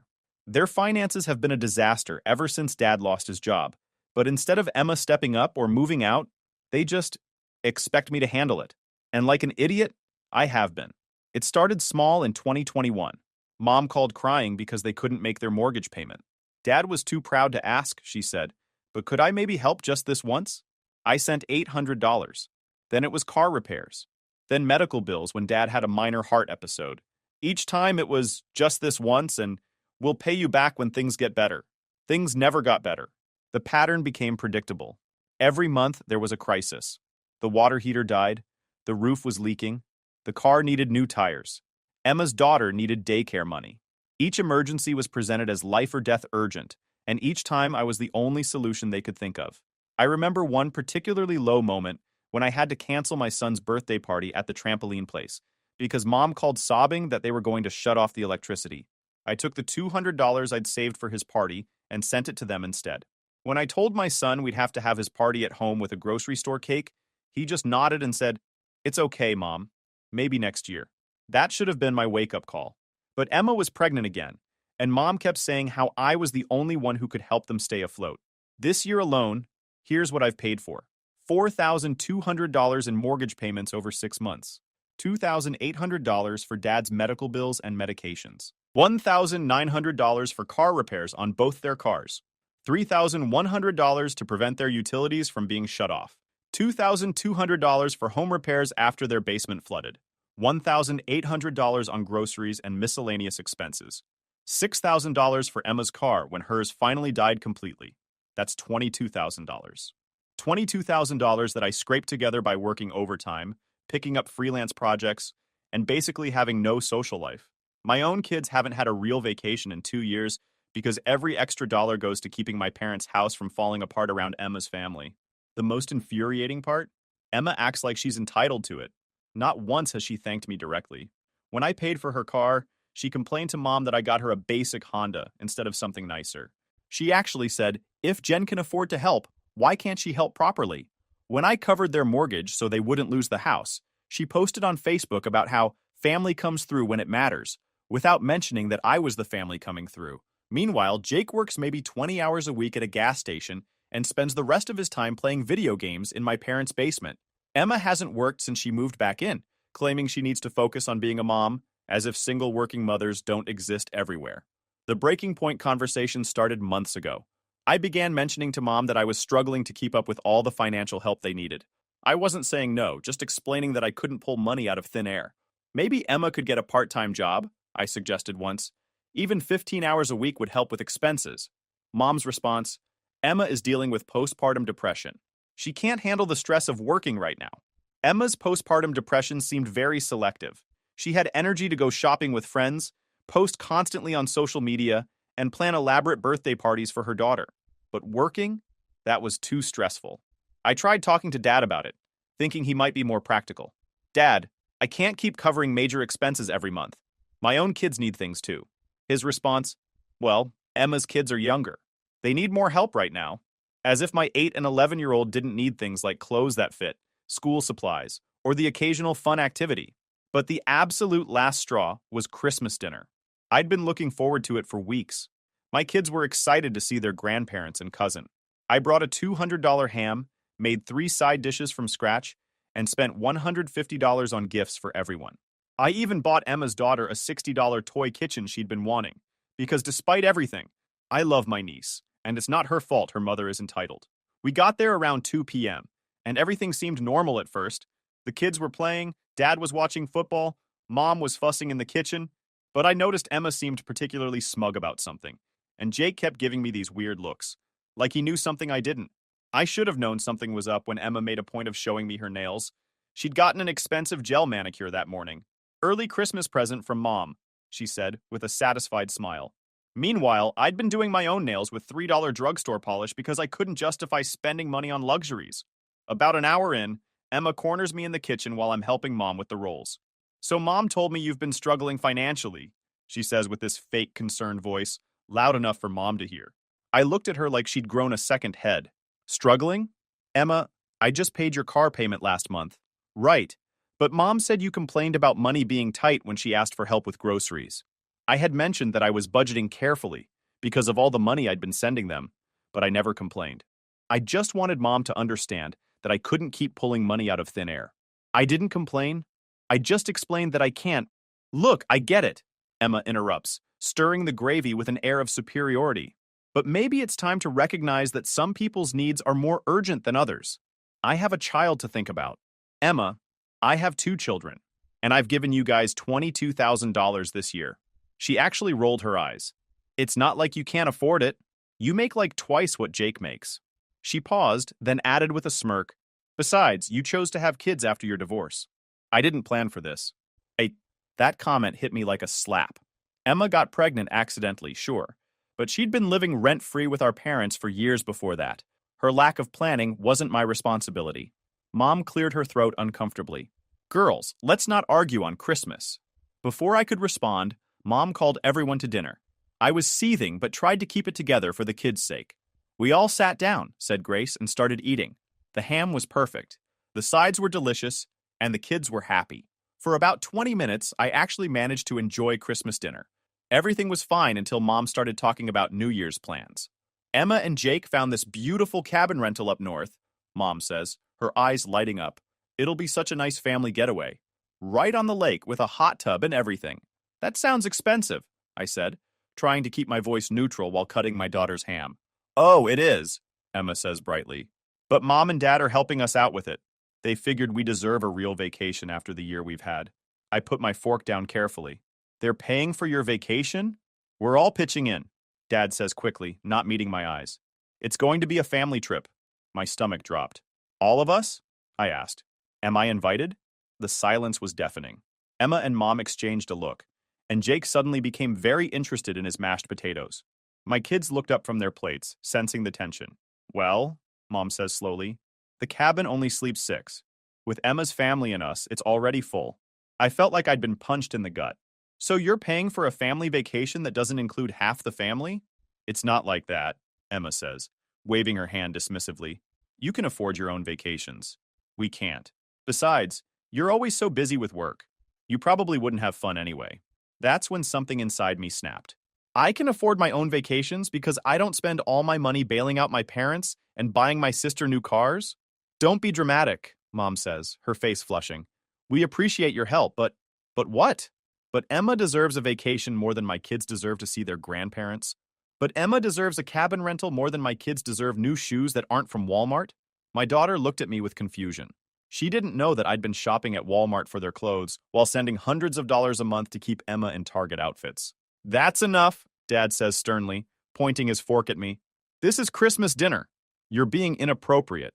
You're right. It is Christmas dinner. The Christmas dinner I brought the ham for, made 3 dishes for, and bought gifts for everyone while you guys plan vacations, I'm not invited to with money I helped you save by paying your mortgage. Emma throws her napkin down dramatically. God, you're so selfish. Not everything is about you. Can't you just be happy for me for once? Selfish? I've given you people $22,000 this year. Nobody asked you to, Emma shouts, standing up from the table.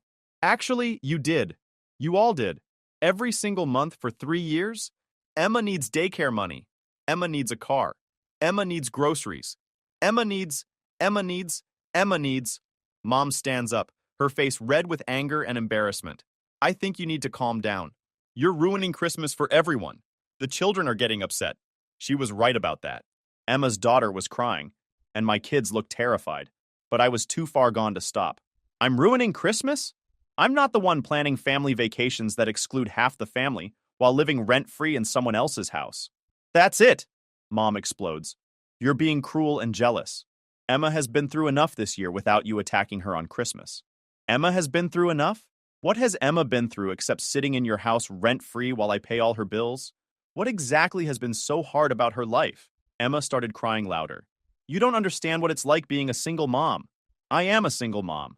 I'm a single mom who works full-time and still manages to support half this family. That's when Mom completely lost it. She started screaming about how ungrateful I was, how I was making Emma feel bad, how I was being dramatic and selfish and ruining Christmas for everyone. Dad joined in, saying I was embarrassing them in front of the kids and that I needed to apologize. Through it all, Emma sat there with this satisfied smirk, like she was enjoying the show.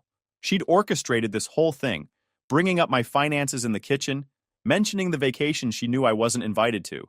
She wanted this confrontation. My son tugged on my sleeve. Mom, can we go home now? His voice was small and scared. That broke my heart more than anything. My kids were watching their mother get screamed at by their grandparents on Christmas because I dared to question why I wasn't included in the family vacation I was indirectly funding. Finally, Mom points toward the door, her finger shaking with rage. If you're going to act like this, maybe you should leave. Emma has been through enough this year without you attacking her on Christmas. She deserves better than this jealousy. Emma has been through enough? What has Emma been through except sitting in your house rent-free while I pay all her bills? Get out, Mom says, her voice ice cold. Just get out. Emma deserves better than listening to this jealousy. She's trying to build a life for her daughter, and all you can do is tear her down. I looked around the table one more time. Dad was nodding in agreement. Emma was crying crocodile tears while comforting her daughter. Jake was still avoiding eye contact. My kids were gathering their coats, ready to flee. You're really choosing her over your own grandchildren? On Christmas? We're choosing the person who isn't throwing a tantrum at the dinner table, Mom snapped. She actually walked over and opened the front door for us. Stood there holding it open while my kids and I gathered our coats and presents. The cold December air rushed in, making everyone shiver. Emma called out as we were leaving, "I hope you're happy now. You ruined Christmas for everyone." Mom slammed the door behind us so hard it rattled the windows. I stood on their front porch for a moment, holding my kids' hands while they cried, listening to the muffled voices inside continue the conversation without us. Through the window, I could see Mom comforting Emma while Dad cleared our plates from the table like we'd never been there. I loaded the kids in the car and drove around for 20 minutes while they cried in the back seat, asking why Grandma was so mean and if we were ever going to see them again. Finally, I pulled into a McDonald's parking lot and made a decision. I opened my banking app and canceled every single automatic payment to my parents. The mortgage payment scheduled for January 2nd? Canceled. Dad's recurring medical payment? Canceled. The $300 monthly grocery allowance I'd been sending? Gone. The emergency fund I'd set up for them? Closed. Then I called their bank and removed myself from the emergency contact list for their accounts. Called their mortgage company and removed my name as someone authorized to make payments on their behalf. Called their utilities companies and removed my credit card as backup payment. We went into McDonald's and had Christmas dinner. Happy meals and apple pies, while my kids gradually stopped crying and started talking about the presents they'd gotten. My daughter hugged me and said, "It's okay, Mom. At least we're together." That almost made me start crying again. My phone started ringing 45 minutes later. First it was Dad. "Honey, your mom is upset. She didn't mean what she said. You know how she gets when Emma cries." I told him to call me back when they were ready to apologize to my children for ruining their Christmas and throwing them out of their grandparents' house. Then Mom called. "You're overreacting. Come back and we'll talk about this. Emma feels terrible." I told her I was done talking. I was done paying. And I was done pretending Emma's needs were more important than my children's dignity. Then Emma called, suddenly crying and apologetic. Suddenly she was sorry. Suddenly she realized how hard things must be for me. Suddenly she wanted to make things right. "I didn't mean for this to happen," she sobbed into the phone. "I just wanted everyone to get along." "You wanted everyone to get along by making sure I knew I wasn't invited to the family vacation?" "It wasn't personal." "The cabin was just small." "Everything about this is personal, Emma. You've made it personal by treating me like a bank account instead of your sister. Too late for apologies. Too late for explanations. Too late for everything." The real meltdown started 3 days later when their mortgage payment bounced. Mom called sobbing. "We're going to lose the house. How could you do this to us? Emma's daughter will be homeless. The same way you threw my children out on Christmas. Easily. But we have nowhere else to go. And the cabin is already paid for. We used the money from the Christmas fund." The Christmas fund. The money I'd been contributing to all year, thinking it was for family gifts.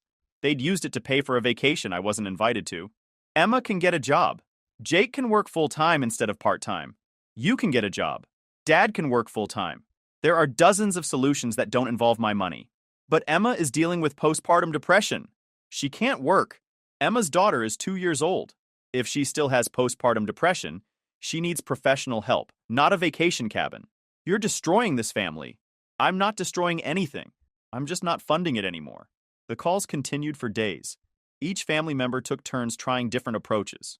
Dad tried guilt-tripping me about Emma's daughter, as if I hadn't been indirectly supporting her for years. Emma sent long texts about how she'd learned her lesson and would be more grateful. Mom alternated between crying and anger, sometimes calling me 5 times in one day. But the one that really got to me was when Emma sent a text saying, "I hope you're happy. My daughter is going to be homeless because of your selfishness." That crossed a line I didn't even know I had. I screenshot that text and sent it to the family group chat, the one that included all my aunts, uncles, and cousins, with a message. "Emma thinks it's selfish that I won't pay her rent anymore. Here's a reminder of exactly how much I've paid this year to keep everyone housed, fed, and transported." Then I listed everything. Every payment, every emergency, every time I canceled plans with my own kids because someone in the family needed money. The time I couldn't afford summer camp for my son because Emma needed daycare money. The time I wore the same winter coat for 3 years because Dad needed medical bill money. The time I told my daughter we couldn't afford dance lessons because the family needed grocery money. I wrote about the family vacation I wasn't invited to, paid for with money I'd contributed. The manicures Emma got while I did my own nails. The new clothes she bought while my kids wore hand-me-downs. The group chat went silent for an hour.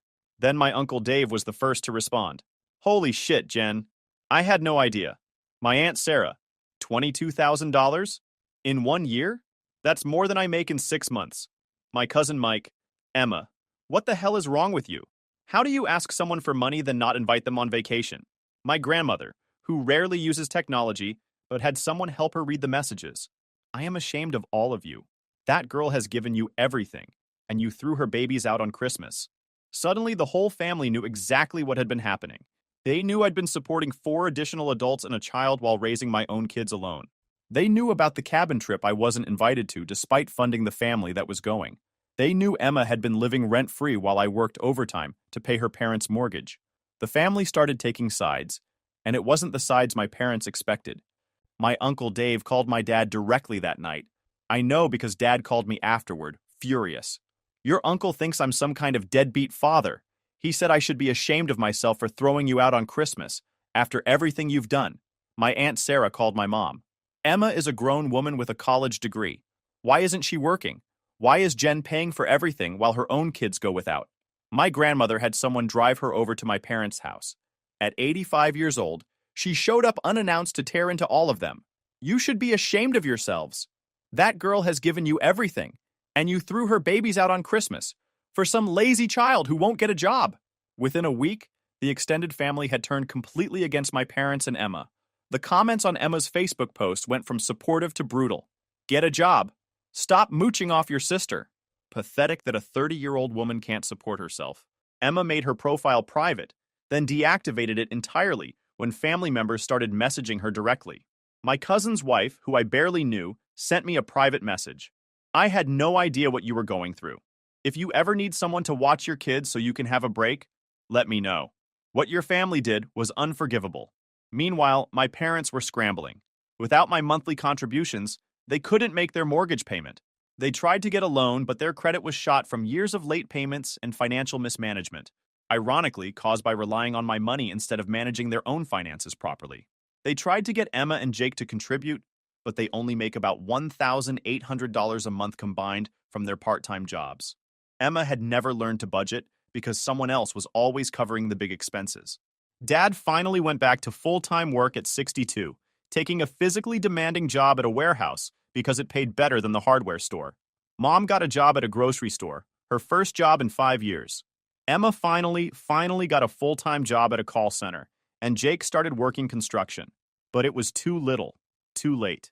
They lost the house in March. Emma, Jake, and their daughter moved in with Jake's parents, who live in a tiny 2-bedroom apartment, and were not happy about the arrangement. Jake's mother called me, furious. Your sister thinks she can just move in here with her drama and her kid? She's never paid rent in her life. My parents moved into a small rental house across town that costs more per month than their mortgage used to. The rental is old and cramped, nothing like the 4-bedroom house they'd owned for 20 years. The whole family is now working full-time for the first time in years, barely making ends meet, stressed out, and constantly fighting with each other about money. And me? I took my kids to Disney World over spring break with the money I would have spent on their mortgage. We stayed at a nice hotel, ate at sit-down restaurants, and bought the silly overpriced souvenirs without me panicking about the cost. My daughter cried happy tears when she met Elsa. My son rode Space Mountain 6 times in a row because we had the fast passes I could finally afford. We made memories instead of just paying other people's bills. We're going on a real vacation this summer, a week at a lake house with my college friends and their families. My kids will get to play with other kids, I'll get to relax with other adults, and nobody will ask me for money. My kids have new clothes that aren't from Walmart. My daughter is taking piano lessons and is amazingly talented. My son joined a traveling soccer team and scored 3 goals in his first game. I'm actually saving money for their college funds instead of supporting 4 grown adults who could work, but chose not to. The guilt trips continue, but they're getting weaker. Hard to argue that I'm selfish when everyone can see that my parents and Emma are all working now and managing to survive just fine. Turns out they didn't actually need my money. They were just comfortable taking it. I get updates through family members. And honestly, the updates make me feel vindicated rather than guilty. Emma and Jake hate living with his parents. His mother makes Emma clean the bathroom and do dishes, chores she never had to do at my parents' house because mom did everything. They're desperately trying to save money to move out, but keep spending money on unnecessary things like DoorDash and new clothes because they never learned to budget properly. My parents' rental house is small and outdated, but they're keeping up with payments now that they're both working full-time. Dad complains about his back constantly, but he's managing. Mom actually seems happier working. She's making friends with her coworkers and has something to do besides enable Emma. Dad's back problems flared up from the warehouse job, but instead of calling me for medical bill money, he actually went through his insurance properly and found out most of it was covered. Amazing what happens when you actually try to solve problems, instead of just asking someone else to pay for them.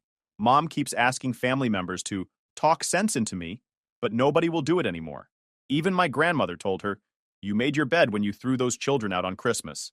Now lie in it." My Uncle Dave has become one of my biggest supporters. He calls me every few weeks to check in, and always tells me how proud he is that I finally stood up for myself. "I wish I'd known what was happening sooner," he says. "I would have talked sense into them years ago." Emma tried a different approach last month. She sent me a long, handwritten letter about how she's grown as a person and learned to appreciate family more. She's been going to therapy, through her work insurance, look at that, and realizes she took me for granted. She wants to rebuild our relationship and start fresh. The letter was actually well written and seemed genuine. She talked about how she now understands how hard it must have been for me to work full-time and still help everyone else. She acknowledged that she'd been selfish and entitled.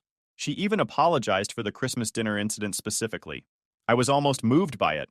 Almost. Then I read the last paragraph. "I know I don't have the right to ask for anything after how I've treated you, but Jake's parents are threatening to kick us out if we can't come up with first month's rent and a deposit for a new place. It's $2,400 total. I wouldn't ask, but I don't have anyone else to turn to, and I can't let my daughter be homeless. I'll pay you back once we're settled, I promise." I threw the letter away without finishing it.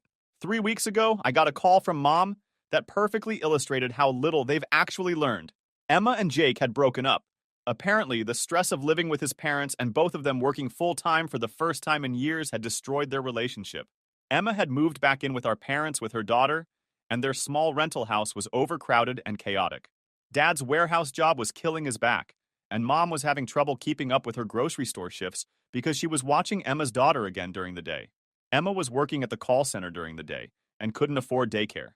"We need help," Mom said, her voice tired and defeated. "Just temporary.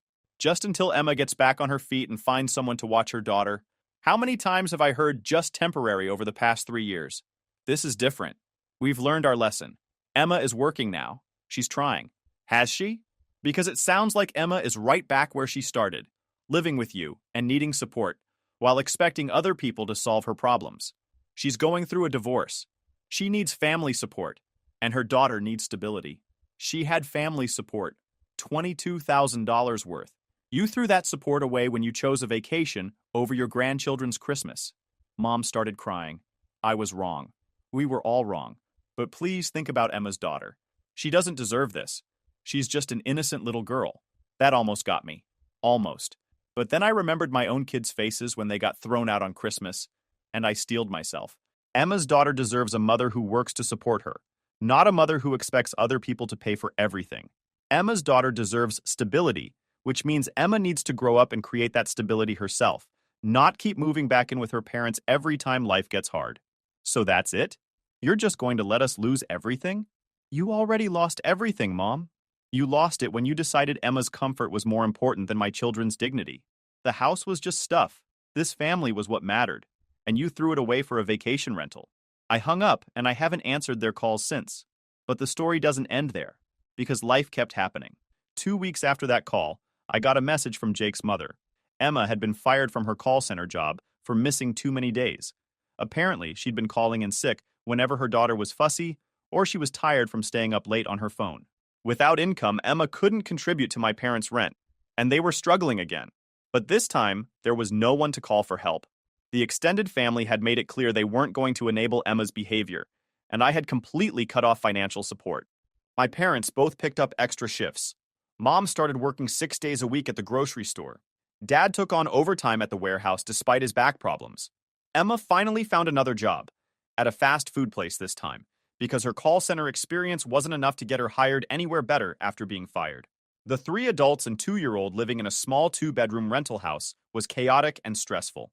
My parents were exhausted from working so much and taking care of a toddler.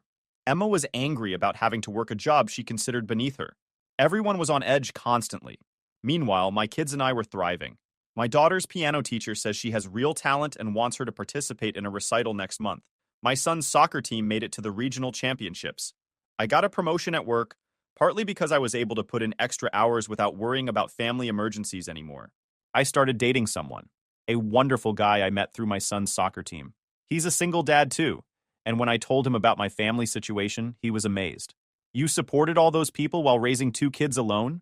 How did you even manage that? When I explained the favoritism dynamic and how it all ended, he shook his head. My parents would never choose between their kids like that. And throwing your kids out on Christmas? What kind of grandparents do that? He's right. What kind of grandparents choose their adult daughter's comfort over their grandchildren's feelings?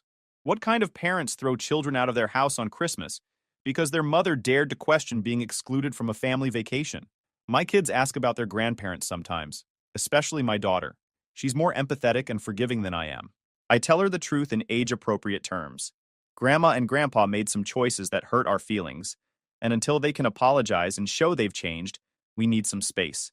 It breaks my heart, but I refuse to teach my children that you should accept being treated badly by people who are supposed to love you.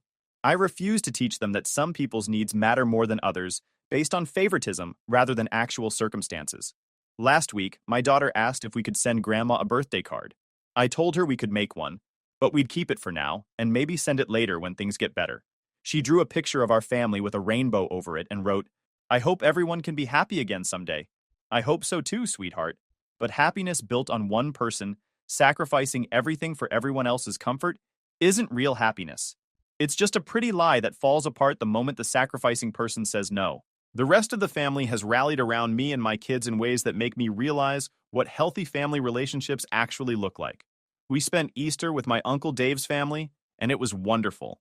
No drama, no one asking for money, just good food and people who actually appreciate each other. His wife made sure my kids had Easter baskets, and their kids included mine in all the games without any prompting. My cousin Mike's kids are the same ages as mine, and they're already planning summer activities together. They've invited us to their family camping trip in August. My Aunt Sarah invited us to her beach house in July. My grandmother sends my kids cards and small gifts just because, and tells everyone who will listen how proud she is of me for standing up for myself. This is what family is supposed to feel like. Reciprocal, respectful, based on love rather than obligation or exploitation.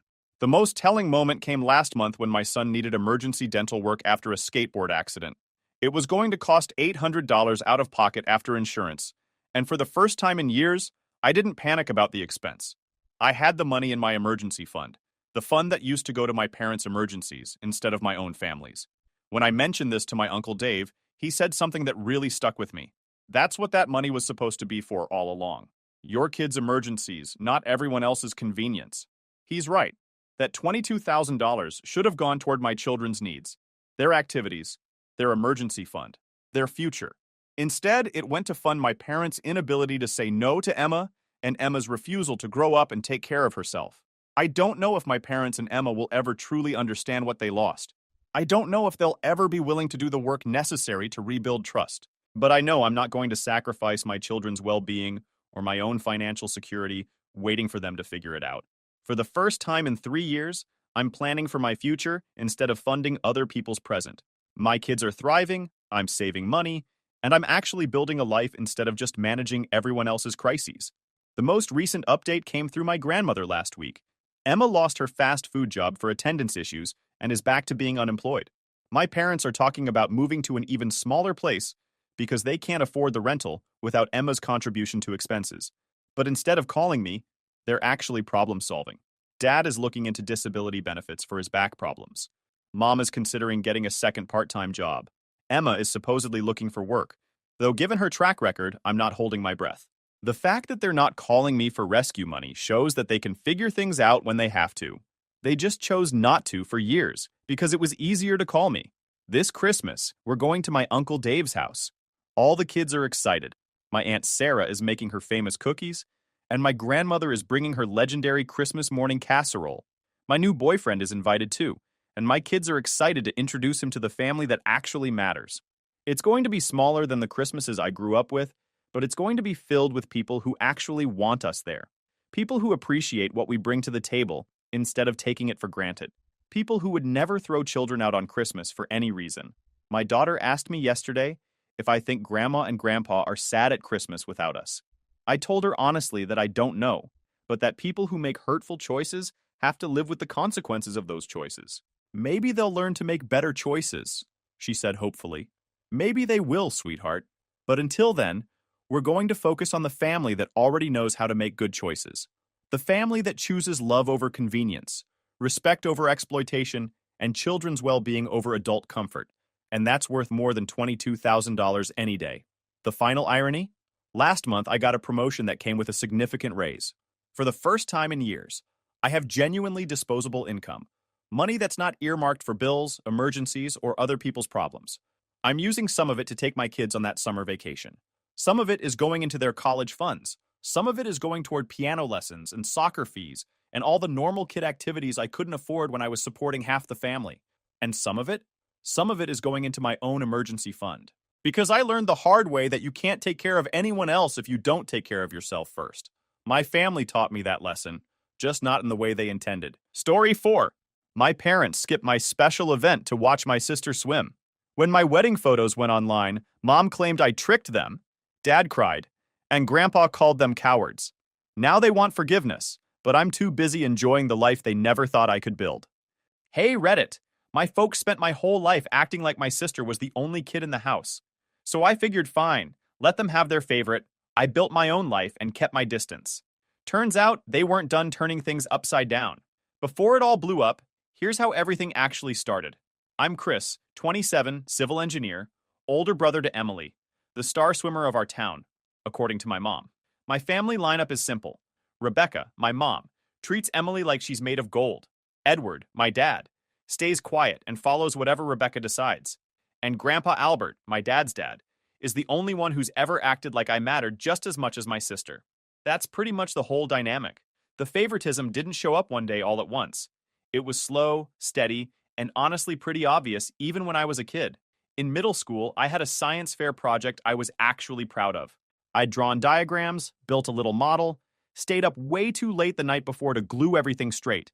They showed up at the beginning, took one photo, then left early because Emily had swim practice across town. I remember packing up by myself and thinking that maybe it was just bad timing. By high school, I'd stopped expecting them at anything I did.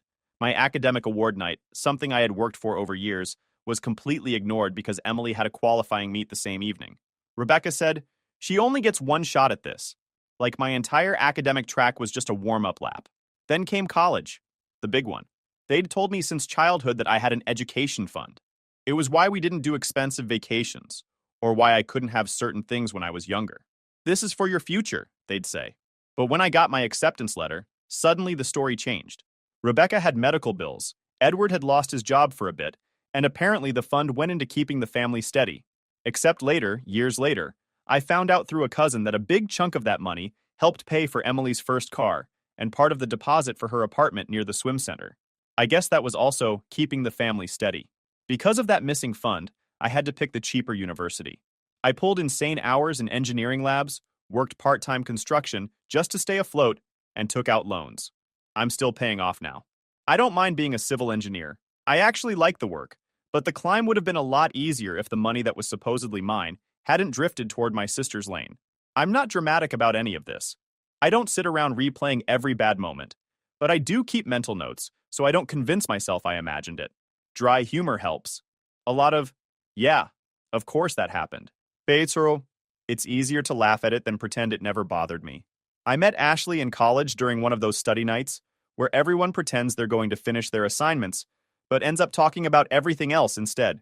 We clicked fast. She never tried to fix anything with my family or pull the whole, but they're your parents line.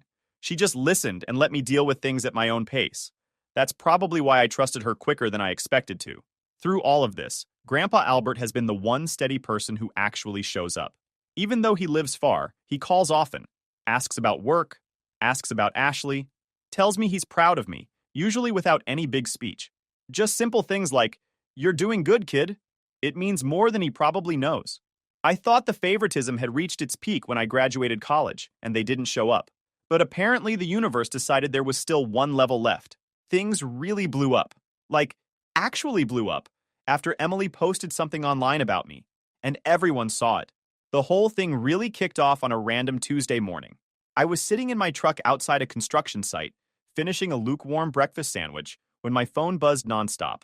At first, I figured it was a group chat blowing up, or some scheduling mess from the crew. Nope, it was Emily. Or more specifically, a TikTok she posted that had already been reposted to Instagram. It was a short video, her in her swim jacket, hair still damp, making a mock confused face at the camera while text floated above her head. When people who never made it in sports pretend their boring desk jobs are impressive. The caption underneath, "Some of us actually push ourselves." I didn't need a tag to know it was about me, but she didn't leave it subtle. She added, "At some of y'all who know exactly who I mean." Comment section was full of laughing emojis, flame emojis, people from our old school saying things like "LOL savage," and, of course, my mom Rebecca, who commented, "Facts," with a clapping emoji. A couple of my aunts shared it. Two of my old classmates tagged me with "LOL this you," like they were 14 again. I didn't comment, didn't like it, didn't reply. I just closed the app and put my phone face down on the passenger seat. I had an actual job to do. My day wasn't glamorous. It never is. But it's real work. Something my family never understood. Most weeks I split time between plans on a screen and steel-toe days in the field. This one was very much the latter. I was overseeing an expansion project for a small bridge outside the city. Cold wind, loud machinery, dust everywhere. I spent half the morning double-checking alignment measurements, scribbling math on scrap paper, and trying to explain to a contractor why he couldn't just eyeball a load-bearing angle.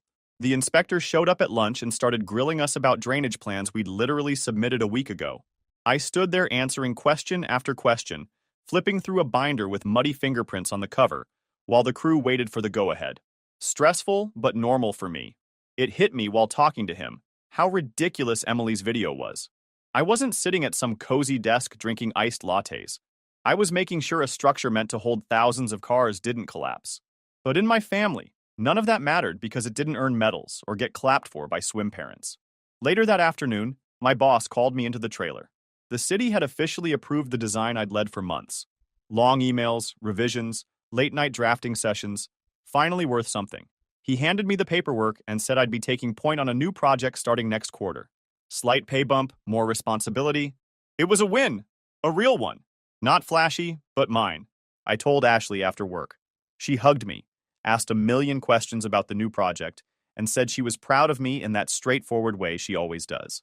Then I told two coworkers I trusted and sent a text to Grandpa Albert, who replied almost immediately, "Knew you'd get there.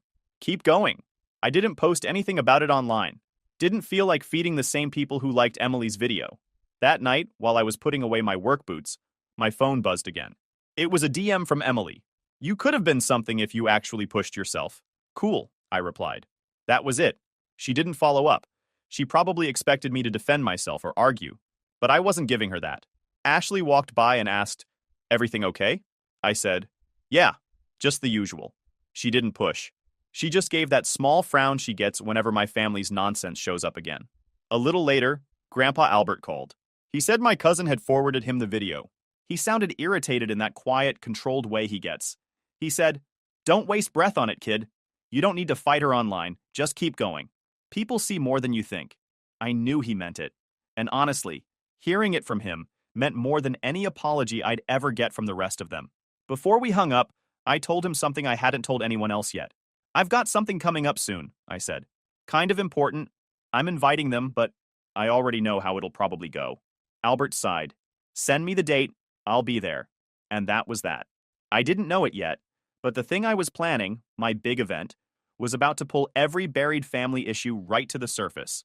I'll start with the part that happened a little before everything blew up. Ashley and I had been talking about the future for months. Nothing dramatic, just small comments during long drives or late study nights. The proposal wasn't some movie scene with fireworks or violins. It was on a quiet trail we'd done a dozen times, heading up before sunrise because she liked watching the sky change colors from the ridge. I had the ring box in my jacket pocket, and I swear it felt like it weighed 5 pounds. My hands kept shaking every time I reached for it, so I waited until we got to the top. The light was just starting to hit the clouds. Ashley was talking about how cold her fingers were, and I somehow decided that was the moment. I reached for the box and almost dropped it. She laughed when she saw how red my face got. I told her I'd planned to say something smooth, but all that came out was, "Do you want to marry me?" The words were uneven, like I tripped over them. She didn't even let me finish. She said yes instantly and threw her arms around me. No audience, no staged photos. Just us, breathing in cold air and trying not to fall over on the uneven rocks. It felt right. A week later, I drove to my parents' house to tell them. I should have predicted how it'd go, but I went in with at least a little hope they'd show interest. I told Rebecca first, and she didn't even blink. "That's nice," she said, and within seconds shifted into talking about Emily's new best times at practice and how the coach thought she might qualify for a regional team soon. She didn't ask when the proposal happened, how I did it, or anything about Ashley. Edward looked up from the TV and said, "Congratulations, son," in a half whisper. No follow-up questions, no curiosity. It felt like telling distant coworkers, not my parents. I went home shaking my head but not surprised. Ashley didn't ask how they reacted. She could guess. Fast forward to the present. I was at work reviewing drainage calculations when I got a message from one of my cousins. She casually mentioned Emily was heading to an elite swim camp that summer and that my parents were paying for a private coach to work with her one-on-one. I didn't react right away. I asked, "Where'd they get the money for all that?" She replied, "From what was left of what they'd started calling the emergency fund, which used to be my education fund after they repurposed it." It took me a minute to even process it. That fund had supposedly gone toward Rebecca's medical bills and Edward's job loss period. That's what they told me when I started college. I accepted it back then because what else could I do? But then later I found out it helped buy Emily's first car, then part of her apartment near the swim center, and now this. Swim camp and a private coach. Family survival, huh? I sat there staring at the message, realizing nothing had changed in almost 15 years. Emily needed something, and the rest of us bent around her needs. If she wanted a new opportunity, the money magically appeared. If I wanted help with tuition, the well was dry. For about 5 minutes, I seriously considered whether there was anything legally I could do. But I had nothing in writing. No hard records. Too much time had passed. And honestly, the idea of dragging Ashley into court battles with my family made my stomach turn. I wasn't putting her through that. So instead, Ashley and I kept planning our wedding. Small, calm, and quiet. Mostly her family, our close friends, and a few people from my dad's side who actually treated me like a human being growing up. We didn't need a huge event. We just wanted something meaningful. We picked a date that worked for everyone else we cared about, and when all the details were set, I sent a message to Rebecca and Edward. I reminded them, again, that Ashley and I were engaged. I gave them the exact date, told them it was important to me. I didn't write the word wedding. I wanted to see if they'd ask, if they were even paying attention to my life at all. Rebecca responded in under a minute. "Emily has a huge meet that day. We can't miss it. She needs us there." That was their number. Even if the meet shifted earlier or later, they were already choosing it over me. No, what's the event? No hesitation, no curiosity, just a decision made for both of them. Edward didn't say a word. I typed, "Okay," and left it at that. I didn't feel angry, just tired. It was the exact outcome I expected, and somehow that made it easier to accept. If I had told them outright it was my wedding, I already knew what would have happened.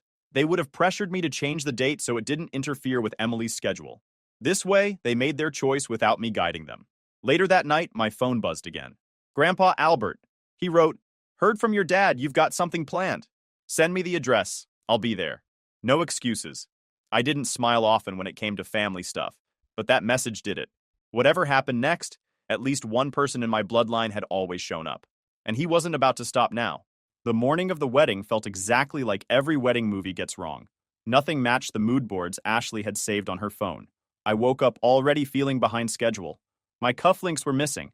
I could have sworn I packed them the night before, but they were nowhere in the garment bag. While I tore through my pockets and replayed every place I might have set them down, one of Ashley's cousins came in, asking if I knew where the boutonniere went, because someone had definitely left it on the counter, but now the counter is completely empty. A kid ran through the backyard setup holding a juice box and managed to knock over a folding chair without even noticing. Someone else tried connecting the Bluetooth speaker to test the music, and within seconds, two people were loudly arguing about who had stolen the connection. It wasn't polished. It wasn't organized. But everybody was laughing, fixing things as they went. And honestly, the chaos made it feel real. Ashley somehow was calm, excited but not stressed. Her friends floated between us carrying messages like, she said, "Stop pacing, you're wearing the floor down," or she said, "Remind him the boutonniere is not your responsibility." Every time I got too tense, someone made a joke that cracked the whole room up. It wasn't the vibe you get from perfect wedding photos, but it felt like family, the good kind. Grandpa Albert arrived earlier than everyone else. He got out of the car and immediately complained about the parking situation like he was evaluating a crime scene. "They made the spots too narrow," he muttered, even though there was plenty of room. He walked straight toward me, squinted up at my collar, and said, "Your tie looks like it survived a tornado. Come here." He fixed it in 3 seconds. Then he reached into his jacket and pulled out something wrapped in soft cloth. Inside was a small pin that belonged to my grandmother, something she used to wear on her sweaters every Sunday. "She would have liked today," he said, "and she'd be proud of you. So am I." I didn't know what to say without getting emotional, so I just nodded. About an hour before the ceremony started, my phone buzzed. Edward had sent a text. "We won't make it. Meet change times. Hope everything goes well." Phrased exactly like that, and nothing about what he was missing. A minute later, Rebecca sent her own message. Not about the wedding, not even a hint that she remembered what was happening. Just, "Big day for Emily. She's so nervous but excited. Wish us luck." I stared at both messages for about 10 seconds. Then I handed my phone to one of my friends and said, "Just keep this away from me today." He nodded and tucked it into his jacket like he was guarding a national secret. And with that, they were officially not coming. The ceremony started late because Ashley's nephew decided to use the aisle runner as a racetrack, but once everyone settled, the whole scene softened. Ashley walked toward me with this nervous little smile she does when she's trying not to cry too soon. Her dress wasn't magazine perfect. One of the straps kept slipping, but she looked incredible. Our vows were simple. We both messed up a couple of words. Everyone laughed in a warm, not mocking way. Ashley's parents were tearing up before we even got halfway through. My small handful of relatives clapped loudly at the wrong moment, and Albert sat front row, hands folded, watching me like he'd been waiting years to see this. It wasn't flawless, but it was honest, and it felt like mine. After the ceremony, the photographer wrangled everyone into group photos. People kept wandering out of place. Someone's toddler refused to stand still. The wind kept pushing Ashley's hair into her face. But the pictures turned out great because everyone looked genuinely happy. When things settled down a little, I heard someone say, "Your aunt posted already." Sure enough, my dad's sister had uploaded a picture of us standing under the arch with the caption, "Wonderful day." Sad some people chose to be somewhere else. Not subtle, but not wrong. Our town's community groups eat this stuff up. A younger cousin added her own touch, posting an Instagram reel of us. Her caption? "Congrats to Chris and Ashley Wild who didn't show though." Also not wrong. Ashley and I left the next morning for a short honeymoon. Nothing fancy, just a quiet place a couple hours away. We kept our phones completely off. No notifications, no messages, no family drama bleeding into our first few days as a married couple. For a little while, it felt like we'd stepped into a pocket of peace where my parents couldn't reach us. But peace doesn't usually last long in my family. When Ashley and I got home from the honeymoon, the first thing I did was plug in my dead phone. It powered on, buzzed once, then basically had a seizure. Notifications poured in so fast the screen froze twice. Missed calls, group chat explosions, texts from numbers I didn't even recognize anymore. I didn't need to open anything to know what had happened. My aunt's Facebook post from the wedding and my cousin's Instagram reel had spread way farther than either of them probably meant. By the time the phone unfroze, I was staring at dozens of screenshots people sent me. My aunt's post had been shared across a bunch of local groups. Someone had commented, "This is the same family that skipped his graduation a few years back, right?" Another wrote, "They were always bragging about that swimmer daughter. Guess now everyone sees it." There were comments from old neighbors, distant relatives, even people who recognized the last name from school. A few brought up specific things from years ago, times when Rebecca went on and on about Emily's swim meets, while ignoring anything I was involved in. Stuff I didn't even realize anyone else noticed. My cousin's IG reel got its own traction. Then the messages started. The first thread was from Rebecca. "How could you do this? You tricked us on purpose. You set us up to be embarrassed. Then she shifted into guilt mode. I'm your mother. How could you humiliate me like this? You know how much stress I'm under with Emily's season. I can't believe you treat us this way. She never once mentioned the wedding itself, or missing it, or me. Then came Emily's messages. Unbelievable. You ruined my biggest meet of the season. Ashley is manipulating you. I know you told the family on purpose to make us look bad.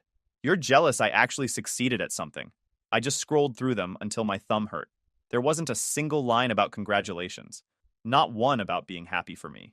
Just anger that the world finally saw what had been happening for years. I didn't even get the chance to respond to anything before my phone rang. It was Grandpa Albert.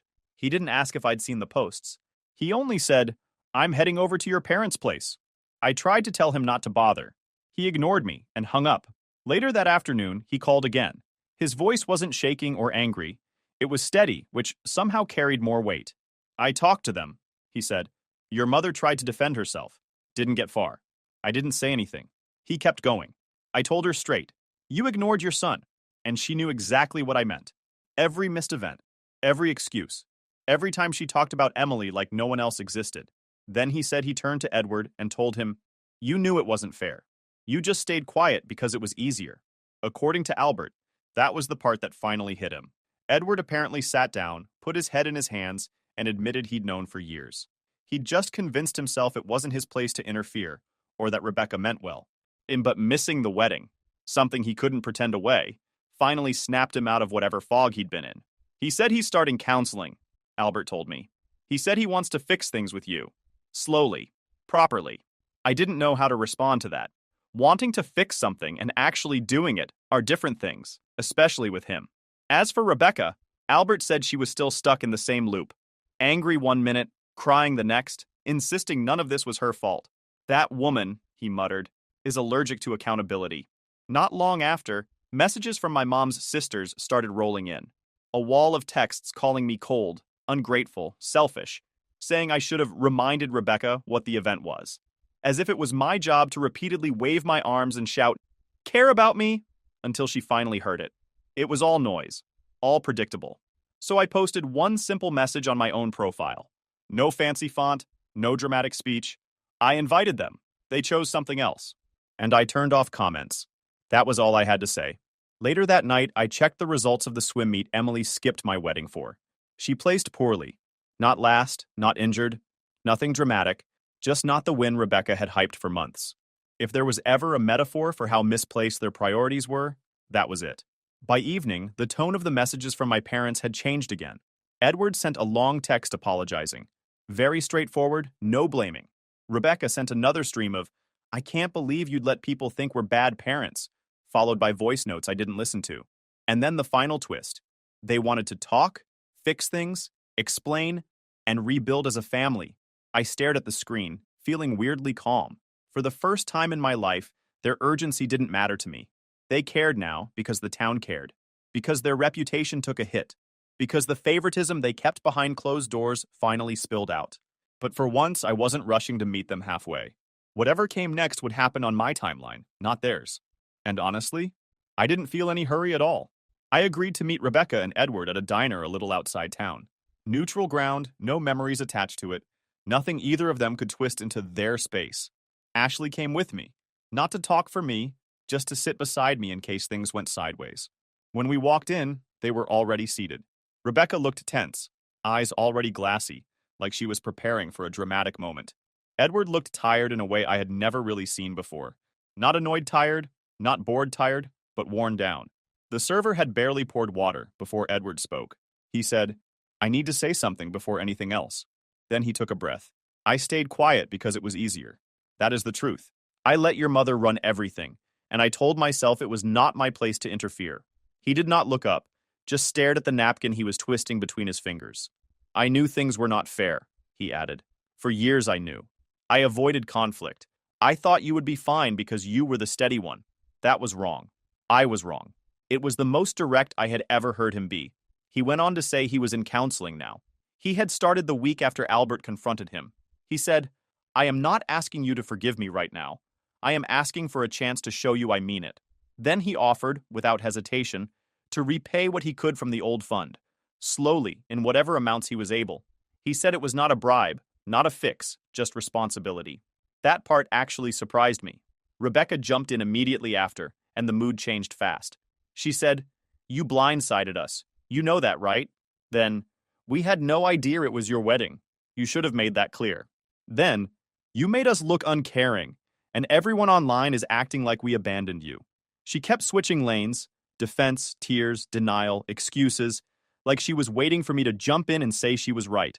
Ashley kept her eyes on her hands, not reacting to anything. Rebecca said, "I was supporting Emily. That is what a mother does. She had real chances. She still does. I did what I had to do for her future." I let her talk until she ran out of breath. Then I went through the specifics. Middle school, my science fair, high school, my award night, college, my graduation, the fund, the car, the apartment, the camp, and private coach, every missed event, every brushed off moment. I said each one slowly, not dramatic, just factual. By the time I finished, Rebecca had gone quiet. She was staring at the table like she had not realized how long the list would be. Edward looked like someone had punched the air out of him. After a moment, I told them where I stood. I said, "I can try to rebuild something with Dad. Slowly, if actions match what he is saying." Then I looked at Rebecca. "With you, I need distance. I am not ready for anything more than that. You need to work on yourself, not me." She opened her mouth, probably to argue, but closed it again. Maybe for the first time she understood that pushing would make things worse. We left shortly after. No hugs, no raised voices, just the truth laid out with nowhere to hide it. A few days later, Emily texted me saying she wanted to talk face to face. I agreed, mostly to close the loop.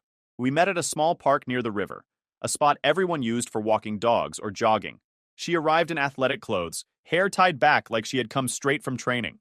The first thing she said was, "People are treating me like I am the villain. Not hello. Not anything about the wedding." She went on, "Swimming is all I have. You know that. When everyone started talking, it made me look bad. It made Mom look bad. You embarrassed the whole family." I let her talk until she ran out of steam. She kept shifting her weight like she expected me to apologize. Instead, I said, "I am not trying to embarrass anyone. I just stopped pretending none of this happened." She rolled her eyes and said something about me being dramatic. Then she tried to throw in a comment about how Ashley probably loved the attention. I did not react. I did not argue. I did not feed the fire. I just stood there and let her words fall flat. Eventually, she realized I was not taking the bait. The conversation fizzled out after that, and she left without saying goodbye. I walked home feeling strangely calm. Not satisfied, not triumphant, just done chasing explanations from people who were never going to give them. Later that night, Grandpa Albert called. He said, "Heard you met with them. Sounds like you kept your cool. I am proud of you for that." I told him a little about how it went, and he said exactly what I needed to hear. Some folks do not change until they lose something they thought they always had. That part is not on you. A few months later, work picked up again. My boss pulled me aside and handed me a separate project, bigger than anything I had handled before. Not the one from the bridge trailer. This was a different build with a wider scope. I took it without hesitation. It felt good to have something in my life moving forward on steady legs. While everything with my family was loud and messy, work was simple. Show up, do the job, build something real. That was the turning point. Not dramatic, not final.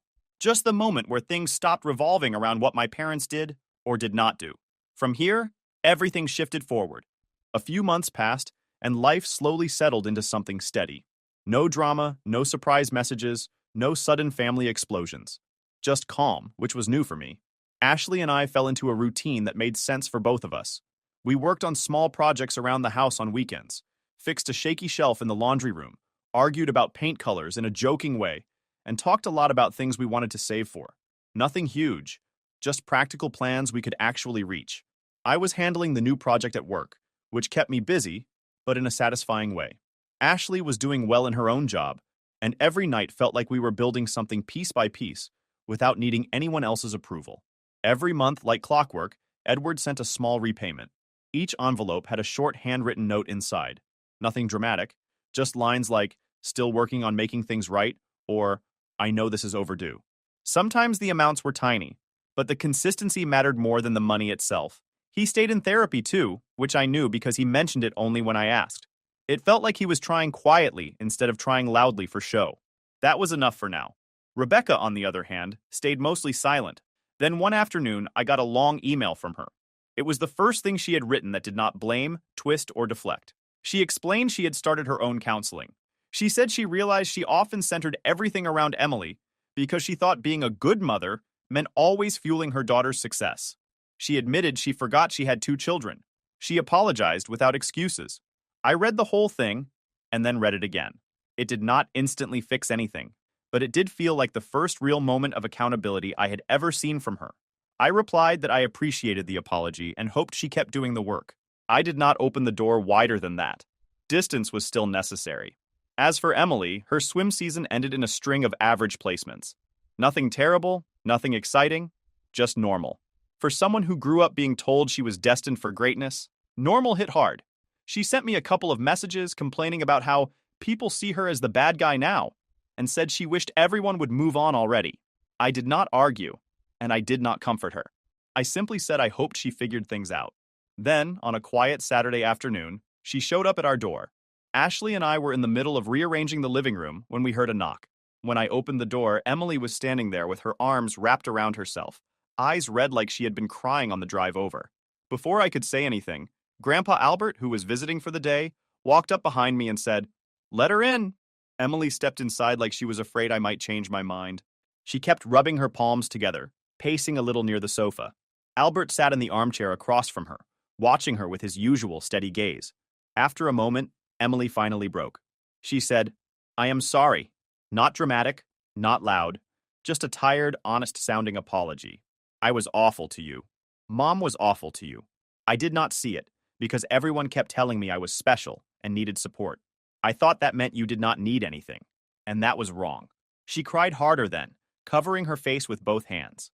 Ashley sat next to her gently, not saying a word, just being present.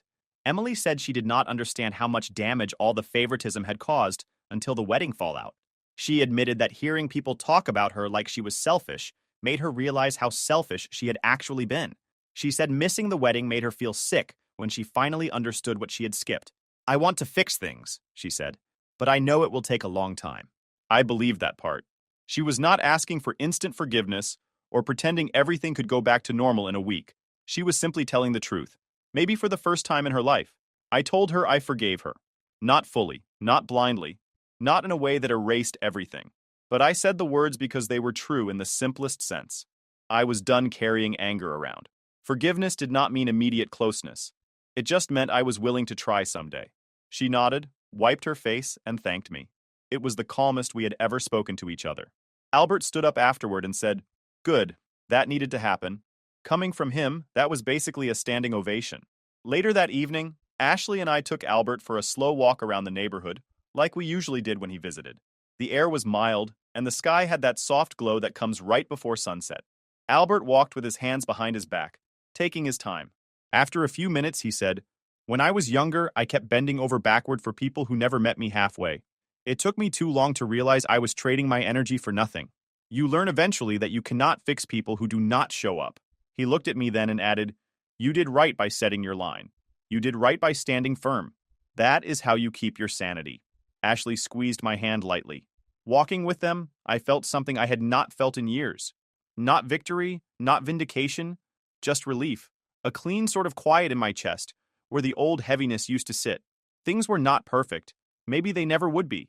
But the life I had now, with Ashley, with Albert, with steady work and real peace, felt like something I had built myself, without waiting for my family to notice. When we got back to the house, I watched Albert ease himself into a chair on the porch and thought about the long, tangled path that had brought me here. I am not one for dramatic lines, but the truth came simple. I stopped chasing people who never came. I am fine where I am now. If you enjoyed this video, please hit that subscribe button. It really helps the channel and help us bring you more and better stories.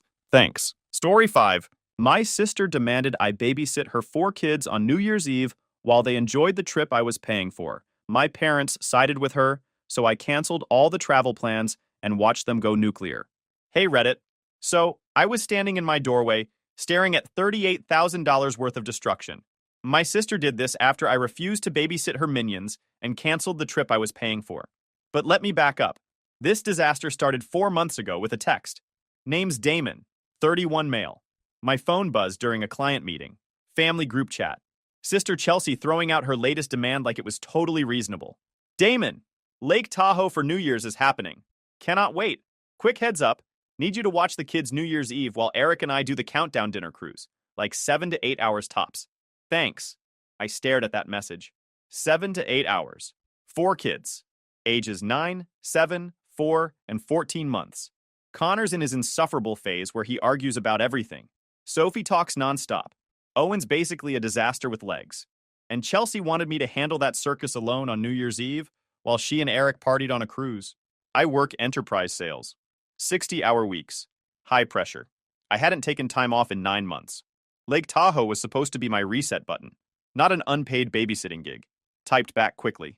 Not really planning to spend New Year's doing childcare. Coming to relax. The dots bounced for a solid minute. When her response came through, I could tell she was pissed. Wow. Okay then. Nice to know where we all stand. Family supports family, but I guess that doesn't apply to everyone. Mom jumped in before I could respond. Susan's always making excuses for Chelsea's nonsense. Sweetheart, it's only a few hours. Your sister and Eric never get alone time with 4 kids. Never get alone time. They'd been in Napa Valley 3 weeks ago posting Instagram stories. But sure, they're so deprived. Mom, I'm using vacation days for this. I'd actually like to enjoy New Year's. Dad joined the party. Your sister contributes a lot to this family. Helping out for one evening is the least you can do. That's rich. I paid for their 25th anniversary trip to Hawaii. $7 grand. Bailed Dad out twice when his business tanked. Covered Chelsea's car repairs when Eric was between jobs. But yeah, I'm the one not pulling my weight. Then, Chelsea sent this. You know what? If spending time with your nieces and nephew isn't important enough to you, maybe just don't come. We don't need someone who can't be bothered ruining everyone's good time. I read it 3 times. Babysit or you're uninvited. After everything I'd done for this family, this was the thanks I got. Stayed cold in my response. Just making sure I understand.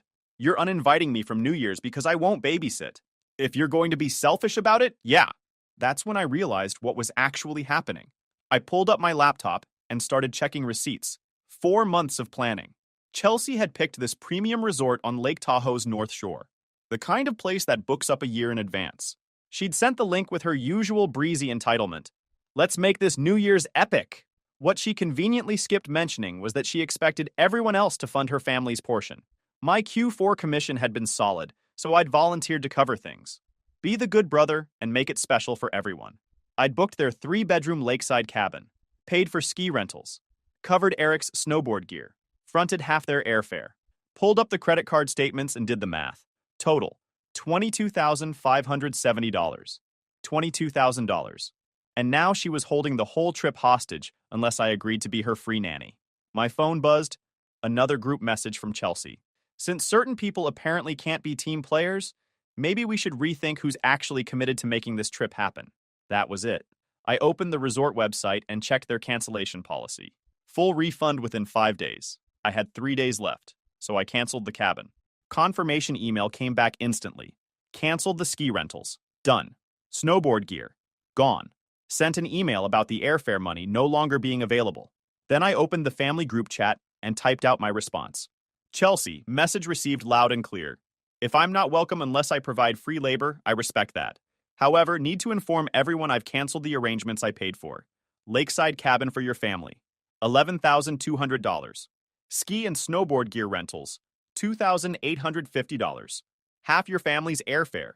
$8,523.48. I've also canceled my own reservations. Guess my $22,500 wasn't invited to New Year's either. Enjoy. Hit send. My phone started exploding before I even set it down. Chelsea called 7 times in 2 minutes. Declined everyone. Her text came through in all caps. What the heck did you just do, you maniac? Why would you do this to me? Screw you! Mom's message popped up next. This is completely insane. Call me this now. Dad kept it short. Unacceptable. Fix this immediately. I put my phone on Do Not Disturb, grabbed a drink, and put my feet up. And honestly, I felt amazing. The next morning, I woke up to 51 missed calls, over 130 texts, made breakfast, and scrolled through the chaos. Chelsea's messages went from fury to full-blown panic. She'd called the resort, Everything was confirmed canceled. New Year's week at Tahoe doesn't have last-minute openings. She was screwed, and she knew it. You just destroyed New Year's for 4 innocent children. You're a monster. This was supposed to be special. We can't afford to rebook any of this. Mom and Dad are devastated. Hope destroying your family was worth it, you selfish piece of trash. Selfish piece of trash. Remember that phrase. It comes back later. Mom's messages were classic guilt trips. Please, sweetheart. This went completely out of control. We need to discuss this like rational adults. Your father and I are heartbroken. Chelsea is having a breakdown. Those poor children don't understand why their uncle hates them. Dad went short and aggressive. Your behavior is reprehensible. You will apologize and rectify this immediately. I won't tolerate this vindictive nonsense. Finished breakfast. Felt lighter than I had in years. My neighbor Larry chose that exact moment to knock. Larry's this retired guy who's lived next door for 3 years. Always complaining about noise, asking nosy questions, trying to borrow stuff he never returns. Opened the door. What's up, Larry? Your phone's been going crazy. Heard it buzzing through the wall all morning. Everything all right? Family stuff. All good. Sounded urgent. You sure you don't need... I'm sure. Thanks, though. Closed the door before he could dig deeper. Larry meant well, but I wasn't in the mood for his nosiness. Around 2 in the afternoon, unknown number. Answered on a hunch. Finally! Damon! Why aren't you answering me? Do you have any idea what you've done? Chelsea's voice came. Loud. Pretty sure I spelled it out clearly. You can't just cancel everything. Connor and Sophie are crying. They were so excited to spend time with you. How can you be this cruel to children? Chelsea, I'm not mad at the kids. I'm disappointed you gave me an ultimatum. You told me not to come unless I babysat. I'm respecting your decision. I didn't mean it like that. You're being completely insane. Your words were pretty clear. Don't be sensitive. I was stressed, okay? I didn't mean it that way. And I was stressed about spending 22 grand on a trip where I was told to babysit instead of relax. But hey, at least I didn't issue ultimatums. Uncomfortable silence. You never said you were paying for all that. I laughed. Who did you think was covering it? The Christmas fairy? I thought everyone was helping. Everyone was helping. I helped to the tune of $22,500. What was your contribution? Besides demands and ultimatums? More silence. Chelsea, I paid for everything because I wanted us to have a good New Year's. But the second I set one boundary about not babysitting for 8 hours, you kicked me out. So I took my money with me. Seems fair. But the kids will survive. Take them to Eric's parents like usual. Do something affordable. Normal people don't spend New Year's at premium Tahoe resorts anyway. You're being vindictive. I'm being consistent. You made the trip conditional. So did my wallet. Hung up before she could respond. Messages kept flooding in all day. Extended family members I hadn't heard from in years suddenly cared about family unity. Suddenly, everyone had an opinion. My friend Chris called that evening. We'd been planning our own trip to Cabo for New Year's. Had it booked for months before this family drama erupted and plans changed. Dude, your sister's losing it on social media. Let me guess. She's the victim. Oh, full martyr mode. Her mom friends are eating it up with a spoon. I pulled up Facebook. Sure enough, Chelsea had written this whole sob story about family members who manipulate with money and how she's teaching her kids that love isn't transactional. The whole thing was ridiculous. Screenshot everything. Not to blast her back, but because I had a feeling this was going to get worse before it got better. Uncle Phil was the only family member with a functioning brain. Called me directly. Your mom's been working the phones like a campaign manager. Wanted you to know what she's saying. I can guess. She's telling everyone you're being stubborn. That Chelsea's family is suffering because of your ego. He paused. She's leaving out the 22 grand part, though. Of course she is. Can't make me look reasonable. For what it's worth, Damon, I think you're handling this exactly right. Your parents are refusing to accept the truth that they'd spoiled Chelsea for too long. The pressure campaign continued for weeks. Everyone had an opinion about my character, and none of them were flattering. According to my extended family, I was selfish, cruel, vindictive, petty, immature, and probably the worst person alive. The only thing I wasn't, apparently, was right. So 3 days before New Year's, Chris and I flew to Cabo. Since the family's trip was canceled, thought I'd enjoy New Year's with my best friend instead. About dang time you grew a spine, he said when we landed. Been waiting years for this moment. Feels weird, like waiting for the other shoe to drop. There's always another shoe with families like yours. Enjoy the peace while it lasts. Cabo was perfect. Warm weather, great food, Zero family drama. My phone stayed mostly off. I'd sent brief messages to my parents saying I loved them and hoped they had a good New Year's. That was it. No engagement, no guilt trips, no responding to Chelsea's increasingly unhinged texts. Before I left, I'd given Larry a key to grab my mail. The only neighbor I remotely trusted. He seemed harmless, eager to help. Yeah, that was a big mistake. New Year's Eve in Cabo was everything I needed. Chris and I counted down with a group of people we'd met at the resort. We toasted at midnight. To boundaries, Chris said. And consequences, I added. Woke up New Year's Day tired but satisfied. Turned my phone on for the first time in 36 hours. 47 missed calls. Messages from everyone. Mom, Dad, Aunt Sharon, Cousin Michelle, even Eric had called. The timing was weird. All the calls happened in the same 2-hour window early that morning. I got a bad feeling. Called Chris. Something's wrong. Everyone's been blowing up my phone. Maybe they're just guilt-tripping you about New Year's? Checked voicemails.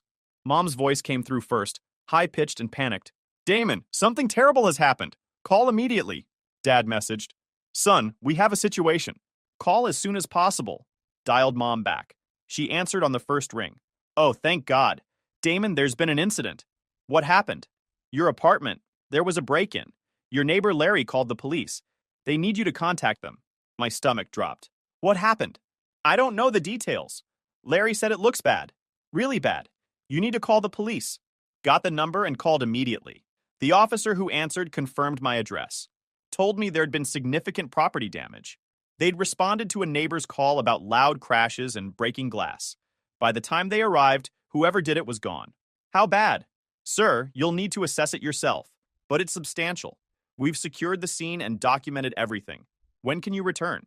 I can be there by tomorrow evening. We'll need a statement.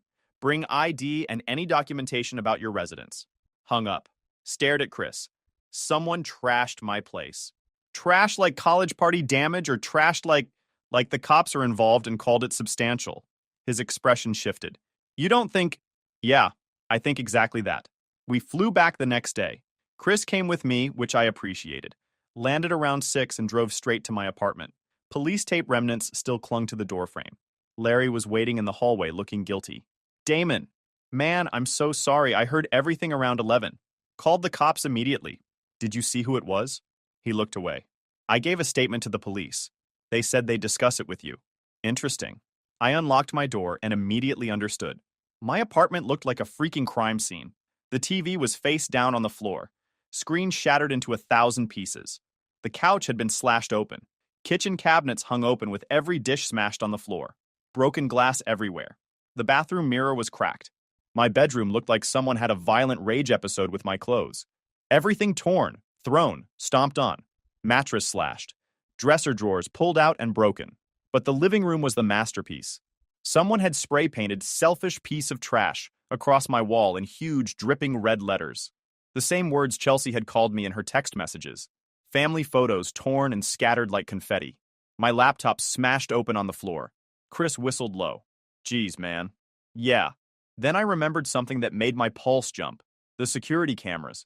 I'd installed 2 hidden cameras 6 months ago after cars got broken into in the parking lot. One inside pointing at the front door, one covering the living room. Both uploaded footage to the cloud automatically. Pulled out my phone. Logged into the security app with shaking hands. Please be there. The footage was all there. Every second. Backed up to the cloud. Started the playback from around when Larry said he called the cops. Held my breath. 10:40 p.m. The front door opens. Someone comes in using a key. The camera catches everything perfectly. Chelsea walks in first, looking around like she's on a mission. Eric follows right behind her. She's carrying a spray paint can. She goes straight for the living room, picks up my lamp and hurls it at the TV. Screen explodes. Eric grabs a framed photo off the wall and smashes it on the floor. They're both moving fast, like they'd planned this. Then they go on. 20 minutes straight trashing the whole place. 11 p.m. They both leave quickly. Door slams. They destroyed my entire life in 20 minutes. And I had every single second in crystal clear high-definition footage. Chris watched over my shoulder.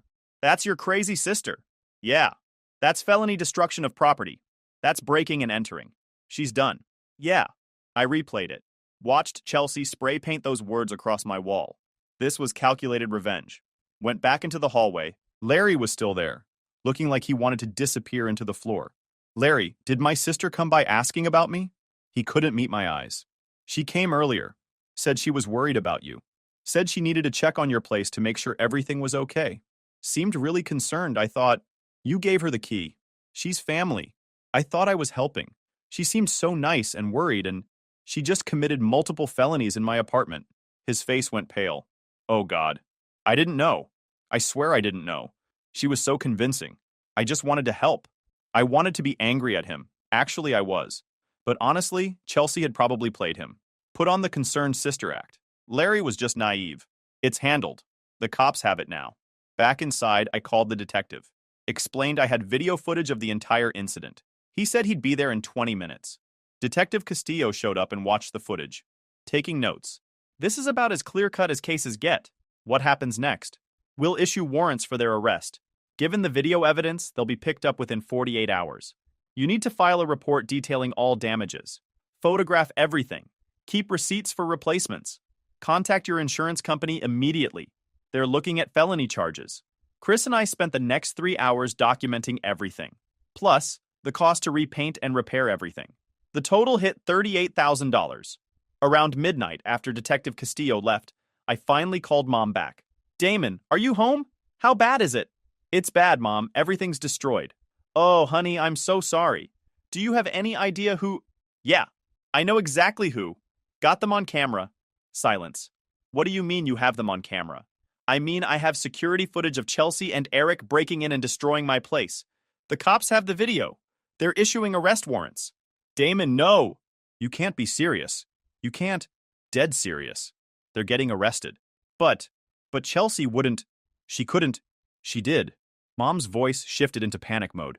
You can't press charges. She's your sister. Think about the children. This will destroy her life. She'll go to prison. You have to. I know exactly what I have to do. No, it's not. You can tell them you don't want to press charges.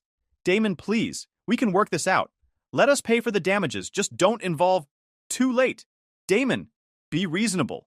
She made a mistake. She was emotional. Dad grabbed the phone. His voice was ice. Son, you need to think very carefully about what you're doing. Pressing charges will tear this family apart. Chelsea tore it apart when she committed multiple felonies. Don't be dramatic. It's just stuff. It can be replaced. Great. Then she can replace it. Through her insurance or through restitution ordered by a judge. You're really going to send your sister to jail? Your own flesh and blood? Yes. Hung up before he could say more. Chris grabbed snacks from my car. We sat on the floor of my destroyed apartment surrounded by the wreckage. Your family's insane. Yeah, I'm really seeing that now. What's next? Now we watch them burn. Chelsea and Eric were arrested 48 hours later, both charged with breaking and entering, criminal mischief, vandalism, and destruction of property. Bail set at $15,000 each, $30,000 total. Mom called within an hour of their booking. Damon, Chelsea's in jail. She's terrified. The bail is $30,000. You know we don't have that kind of money. Then I guess she sits there until her arraignment. You can't mean that. She's sitting in a cell right now crying. This is killing me. How can you be so cold? How can she break into my home and destroy everything I own? You ruined her New Year's. She wasn't thinking straight. Being emotional doesn't excuse committing felonies. She's an adult. Adults face consequences for their actions. But the children need their mother. Connor and Sophie are asking where Mommy is. How am I supposed to explain this to them? Tell them Mommy made very bad choices and now she's facing the consequences. Damon, I'm begging you. Help with the bail. We'll pay you back. Not happening. Dad grabbed the phone. Listen here, you're going to drop these charges and help with bail. That's final. No, I'm not. Excuse me? You heard me. I'm not dropping anything. I'm not paying anything. Your daughter must face the consequences.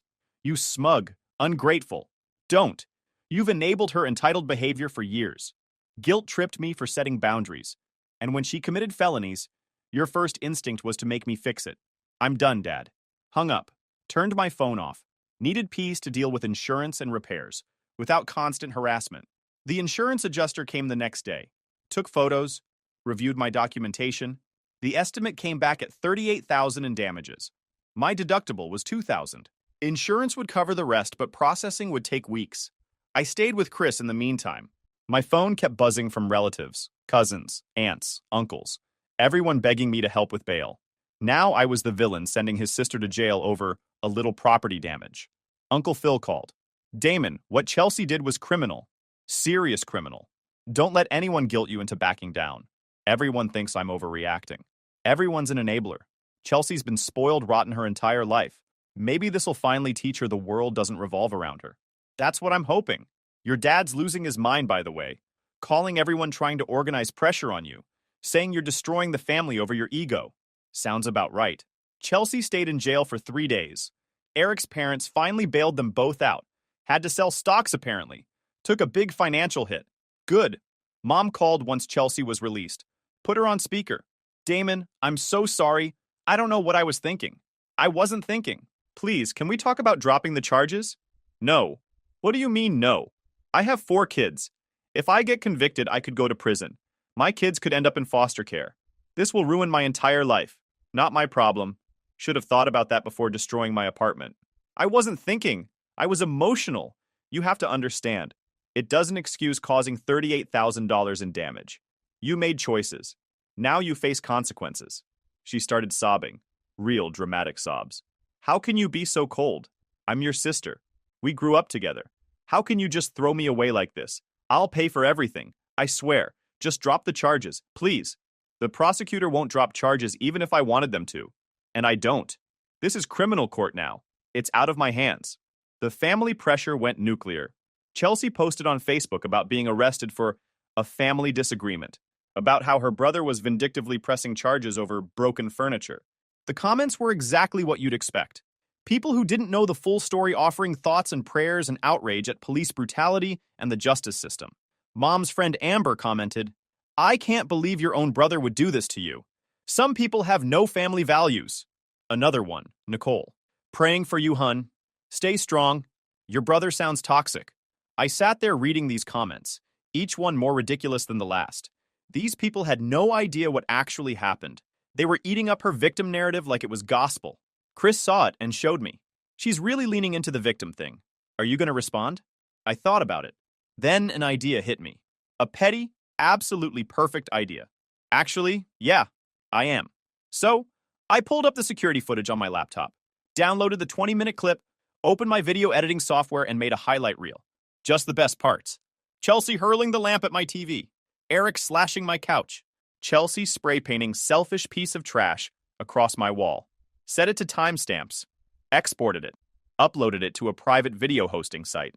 Then I went through Chelsea's Facebook post and made a list. Every single person who'd commented defending her. All the mom friends. All the supportive relatives who didn't know the full story. Every single one. Typed a message. Hi, I saw you commented support for my sister Chelsea regarding her recent legal troubles. She described it as a family disagreement over broken furniture. I thought you should see what that actually looked like.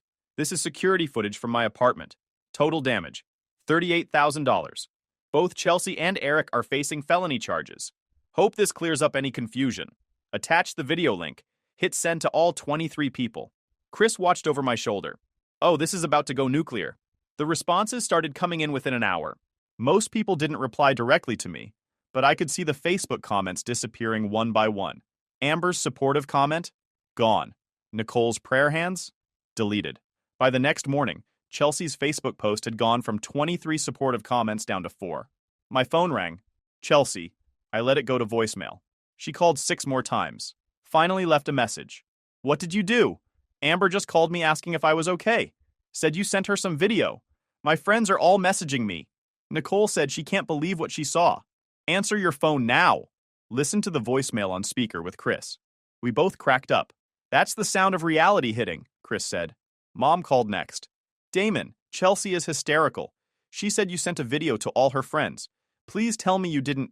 I sent the security footage to everyone who commented on her Facebook post, calling me toxic and vindictive. Now they know the truth. You're humiliating her. She wanted to tell her side of the story. I showed mine. Hung up. My phone kept buzzing with messages from relatives. Apparently, Chelsea was having a complete meltdown. Her carefully crafted victim narrative had exploded in her face. Uncle Phil texted, I heard about the video. Brilliant move. She needed a dose of reality. Chris grinned. That was the pettiest thing I've ever seen. I'm genuinely proud of you. The best part? 2 of Chelsea's friends actually reached out to apologize to me. Amber sent a long message about how she had no idea the extent of the damage and felt terrible for commenting without knowing the full story. Nicole said she'd been completely wrong and that Chelsea needed serious help. Chelsea deleted the entire Facebook post that evening. Too late, though. Screenshots live forever. Chris and I ordered takeout to celebrate. You know she's going to be even more pissed now. What's she going to do? She's on bail. One wrong move and she goes right back to jail. Fair point. The preliminary hearing was 3 weeks out. In that time, I focused on repairs. Insurance money came through. Started replacing furniture, repainting walls. The apartment slowly came back together. Larry apologized constantly, felt terrible about giving Chelsea the key. I told him it wasn't his fault. Chelsea was a skilled manipulator. Work was suffering, though. My boss noticed I was distracted. I had to explain the situation. She was sympathetic, but made it clear I needed to get my focus back soon. Performance still mattered. The preliminary hearing arrived. Chris came with me for support. Chelsea and Eric showed up with their public defender looking absolutely miserable. Mom and Dad sat on their side of the courtroom shooting daggers at me with their eyes. Uncle Phil sat with me. The prosecutor presented the video evidence on a large screen. The judge watched without expression as Chelsea and Eric destroyed my apartment. When it finished, he looked at them. "Do you dispute that this is you in the video?" Their lawyer answered. "No, Your Honor. However, we'd like to argue that this was a crime of passion, stemming from family conflict and emotional distress. Save it for trial. I'm binding this over. Trial date will be set within 60 days. Banged his gavel. Chelsea looked like she might throw up. Eric stared at the floor. Mom was crying. Dad looked furious. Outside the courthouse, Dad confronted me. Satisfied? You're dragging your sister through the legal system over some broken furniture. Feel good about yourself? Try $38,000 in calculated destruction. And no, I'm not satisfied yet. Mom grabbed my arm. Damon, please.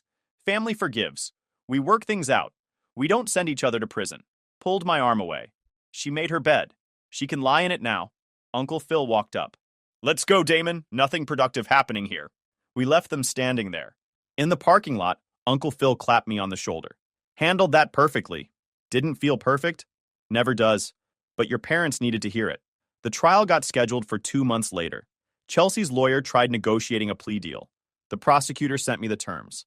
Chelsea would plead guilty to criminal mischief, pay full restitution of $38,000, serve 2 years probation, complete anger management courses, and have a permanent criminal record.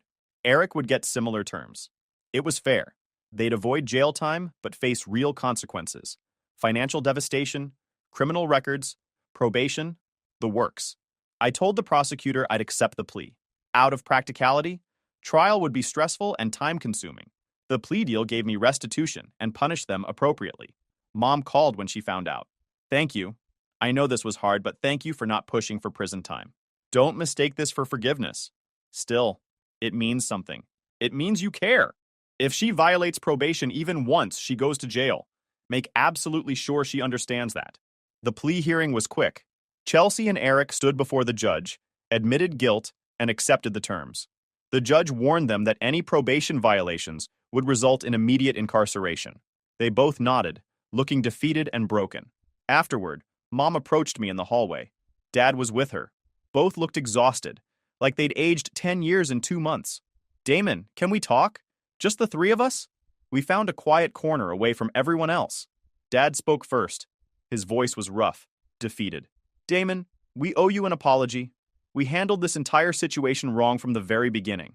Wasn't expecting that. Go on. Chelsea was wrong to give you that ultimatum about New Year's. We were wrong to back her up instead of telling her she was being unreasonable. He paused. And when she committed crimes over it, our first instinct was to protect her instead of holding her accountable. We were wrong. Mom nodded, tears streaming down her face. We've spoiled Chelsea her entire life, made excuses for everything she did, put pressure on you to accommodate her nonsense. It wasn't fair to you. We're the reason she thought she could do what she did. Yeah, you did. Dad continued. Chelsea needs real consequences. We're not going to bail her out anymore, financially or otherwise. I'll believe that when I see it. Fair enough. We have to earn your trust back. We know that, but we want to try. We want a better relationship with you that isn't based on us taking you for granted. Mom grabbed my hand. We've been terrible parents to you. That changes now. The apology felt genuine, raw, real, but I was too tired to fully process it. Where do we go from here? One day at a time, Dad said. We rebuild slowly. If you're willing to give us that chance, I'm willing to try. But things are different now. I'm not the family bank. I'm not the emotional support. I'm not the guy who drops everything to fix everyone else's problems. Those days are over. Understood. And Chelsea needs to understand it too. She wants help, she asks respectfully, and accepts no for an answer. Like a normal person. Mom nodded. We'll make absolutely sure she understands. The restitution payments started coming monthly. Chelsea had to set up a payment plan. $3,000 a month for over a year. Eric's parents helped some, but most came from Chelsea and Eric's income. They had to cut expenses dramatically. Chris and I met for dinner a few months into the restitution period. How's the family drama? Surprisingly quiet. Chelsea's keeping her head down, scared of violating probation. Parents are actually respecting boundaries for once. Think it'll last? Honestly? No clue, but for now it's peaceful. I'll take it. 6 months later, Chelsea called. Her voice was different. Smaller. Actually humble for once in her life. Damon, I owe you a real apology. Not the crying, desperate one at the courthouse. A real one. I'm listening. You were absolutely right to press charges. I needed this. The criminal record, the restitution, the probation, the anger management courses. I needed all of it. I was out of control. Glad you finally figured that out. The courses have actually helped. I've been working on myself, learning to handle frustration without lashing out or expecting everyone to cater to me. It's been really hard, but necessary. I needed to change. Good, because if you ever pull anything remotely like that again, I won't. I promise. I've learned my lesson. Time would tell if that was true, but the change seemed genuine. The criminal record alone would follow her forever. Every job application, every background check, every rental application. She'd have to explain what she did for the rest of her life. That was the point. The family dynamics had completely shifted. Mom and Dad stopped treating Chelsea like she could do no wrong. Stopped expecting me to be the reliable workhorse who funded everything. We were finding balance. Awkward, uncomfortable, but healthier balance. New Year's Eve rolled around again. Full circle. This time, no Tahoe, no family drama. Just Chris and me doing our own thing. Mom called that afternoon. Damon, I know you're busy tonight, but I wanted to wish you a happy new year. And to thank you. You too, but for what? You forced us all to face reality. It was painful, but necessary. She would have kept spiraling if you hadn't drawn that line. Just wanted basic respect, Mom. That's literally all I ever wanted. I know, and you deserved it. We're trying to do better. All of us. After we hung up, I sat there thinking about everything that had happened. It had been one heck of a year, but I'd come out the other side with something I'd never had before. Genuine respect from my family, boundaries that were actually honored. A life that was truly mine without constant demands and guilt trips. Was it worth $22,000 in canceled vacations and $38,000 in property damage? Yup, worth every penny. Setting boundaries isn't cruel. It's survival. That family who truly loves you will respect your limits. Chris came over later for our low-key celebration. Good food, good company, zero obligations. Another year down, he said. Here's to not being a doormat. Amen to that. Think Chelsea's actually changed? Time will tell. But at least she knows consequences are real now. And your parents? They're actually trying. That's all I can really ask for. What about you? You good? I thought about it. My apartment was rebuilt and actually nicer than before. Work was solid. Family relationships were healthier than they'd been in my entire life. I wasn't funding anyone's lifestyle. Wasn't rearranging my life for other people's convenience. Yeah, I'm actually good. The ball dropped at midnight. New year. New beginning. Chelsea texted at 12:15 a.m. Happy New Year. I know we're not close like before, but I hope you have a great year. You deserve it after everything. Stared at the message. Typed back simple and honest. You too. It wasn't much, but it was real. Some lessons cost $22,000 in canceled vacations. Some cost $38,000 in property damage and criminal charges. Mine cost both. But the education was worth every penny, because now I knew what I was worth, knew what I deserved, knew that loving family doesn't mean sacrificing yourself on the altar of their entitlement. And if anyone ever tried that ultimatum nonsense again, they'd learn the same lesson Chelsea did the hard way. If you enjoyed this video, please hit that subscribe button. It really helps the channel and help us bring you more and better stories. Thanks. Story 6. My sister tried to steal my lake house for the summer, listed it on Airbnb without permission, and called me abusive when I locked her out. She showed up with the whole family. So I called the cops, got her towed, and watched her meltdown go viral. Hey Reddit, my family always treated my stuff like it was theirs. So, I drew a line, built a life I was proud of, and walked away. But apparently, no wasn't in their vocabulary. Before we get into the chaos, let me start from the beginning. I'm Ethan Carter, 35, a senior market research analyst in Denver. After a decade of long hours, skipped vacations, and disciplined saving, I finally bought my dream lake house in northern Michigan, a small two-bedroom place with a weathered dock and pine trees along the shore. It's my reward for years of hard work and proof that patience pays off. My parents live nearby and have always assumed they'd have free access to it. My younger sister Ava, 29, calls herself an entrepreneur, which really means unemployed. She's spoiled, irresponsible, and endlessly praised by our parents, while I'm reminded to check on her. I've bailed her out repeatedly. Rent, credit cards, emergencies that are really vacations, and she's never paid me back. Then, one random Tuesday afternoon, between two client calls, my phone buzzed with a text that looked like a joke. Ava, we're taking your lake house for the summer. I blinked. We're taking. Not asking, not suggesting. Taking. I figured autocorrect had butchered something, but then I opened the family group chat. It was a circus. Mom responded with a flood of heart emojis. Dad wrote, perfect. Family time is overdue. My aunt added, I'll book flights this week. Everyone acted like I'd just volunteered my place for a free vacation. Then Ava shared a Google sheet. It wasn't a joke. It was a full itinerary. Room assignments, grocery lists, weekly activities, even a no pets rule that didn't exist. The master bedroom, my bedroom, was labeled ours. I typed a polite message. Hey, I'm glad you're excited, but you need to ask before planning anything. I'll be using the lake house this summer. The responses came almost immediately. Mom, family should share, Ethan.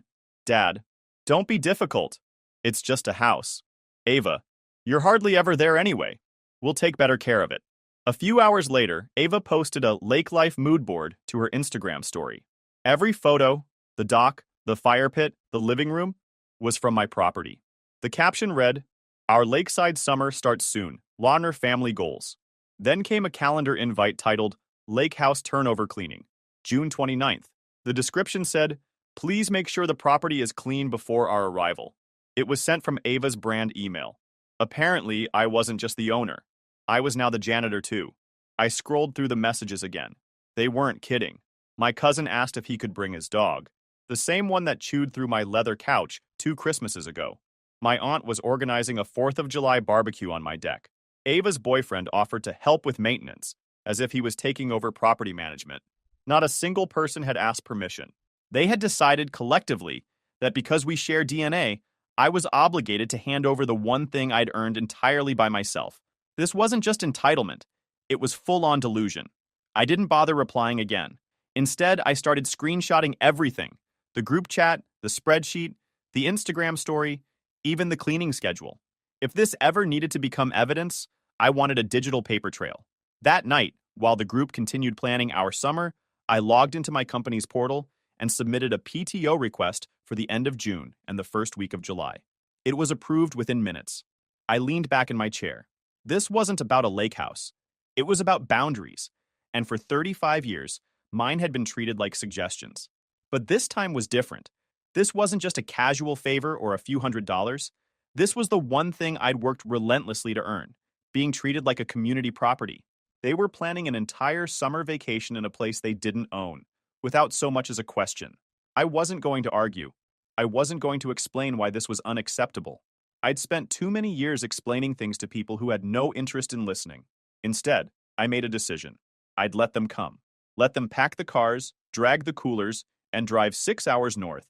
Let them pull into the gravel driveway with their towels and their big family plans. And when they reached the front door, they'd find it locked tight.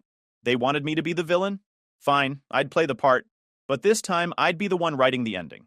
That night, I archived the chat and muted it. They could keep planning their fantasy summer. They had no idea I was planning something too. The season was going to be unforgettable, just not for the reasons they imagined. I didn't stumble into the lake house by accident. It was the result of a decade spent doing the work most people avoid, the kind that doesn't make headlines or Instagram posts. While others were planning destination weddings or building followings, I was building data models and living off black coffee. After college, I started as a junior analyst at a small consumer insights firm. Entry-level market research meant combing through endless survey data, segmenting demographics, and writing reports executives barely skimmed. But I was good at it, good enough to earn promotions faster than most. I took freelance contracts on the side, building survey panels for startups and running product testing projects at night. Every extra dollar went into 2 spreadsheets I updated religiously. Freedom for savings, and still breathing for everything else. Vacations, none. Weekends, mostly spent staring at pivot tables. By 30, I was managing a team and signing 6-figure contracts. By 32, I had enough saved to start house hunting. At 33, the lake house was mine. Ava's career looked different. She'd tried at least 6 different business ideas, all of them fueled by parental handouts and my reluctant Venmo transfers. There was the online jewelry store that never got past the Etsy draft page. The wellness brand that launched with 2 Instagram posts and died in 3 weeks. The candle business she pitched at Christmas, which according to her failed because people don't understand luxury scents. Her emergencies were never emergencies. Once she called crying that her landlord was threatening eviction. I wired $1,200 that night, only to see photos of her at Coachella 2 days later. Another time, she said she needed help covering medical bills. It turned out to be a $300 lash extension appointment and a weekend spa package. Our parents never saw a problem. When Ava got drunk and called in sick, Mom described it as a medical setback. When she posted selfies from a VIP table, Dad praised her networking skills. My promotions? A nod? Maybe a text? Ava's half-baked projects? Champagne in the kitchen? And speeches about her entrepreneurial spirit. I'd been tracking every dollar, $14,860 over the first 8 years. But in the last 2 years alone, I'd kicked in another $8,000. Her emergencies were getting more frequent and more expensive. The total was north of $22,000 now, and she'd never paid back a cent. The lake house was supposed to be where all that stopped, a physical line between the person who always picked up the pieces and the man who finally put himself first. But judging by the group chat, Ava didn't see it that way. I wasn't entirely alone in my corner of the lake. Down the road was Mr. Rourke, a retired Coast Guard officer with the temperament of a rulebook. He lived 3 doors down and noticed everything. License plates, noise levels, who left their trash bins out a day too early. The kind of neighbor you either hated or appreciated. I appreciated him. When he mentioned he was struggling to order groceries online, I set up his account for him and fixed his ancient Wi-Fi router. In return, he promised to keep an eye on things when I wasn't around. Then there was Doreen, the president of the Homeowners Association. She treated the neighborhood bylaws like sacred scripture. Lawn too long? Expect a warning. Wrong trash day? Fine incoming. Most people found her unbearable. I didn't. In fact, I knew I'd be grateful for someone like her once Ava and company inevitably started treating the lake house like a resort. I'd spent years convincing myself that family was family. But the situation with the lake house wasn't nonsense. It was theft disguised as togetherness. They weren't planning a family getaway. They were planning a hostile takeover. And I was done acting like they had the right. The screenshots I'd saved from the group chat told the whole story. Ava assigning bedrooms like a cruise director. My aunt asking if the Wi-Fi was strong enough for her husband to work remotely. My cousin claiming one of the kayaks for daily sunrise workouts. The entitlement was so casual it almost looked rehearsed. I scrolled through the ledger again that night. $22,000. 10 years of excuses. 10 years of I'll pay you back next month. 10 years of being the emergency fund, the chauffeur, the therapist, and the safety net. I wasn't their brother. I was a subscription service. Family plus premium. Unlimited bailouts. No refunds. But that plan was being canceled. Permanently. This time, the story wasn't going to follow the usual script. Me sighing, giving in, and pretending it didn't bother me. This time, they were going to hit a wall.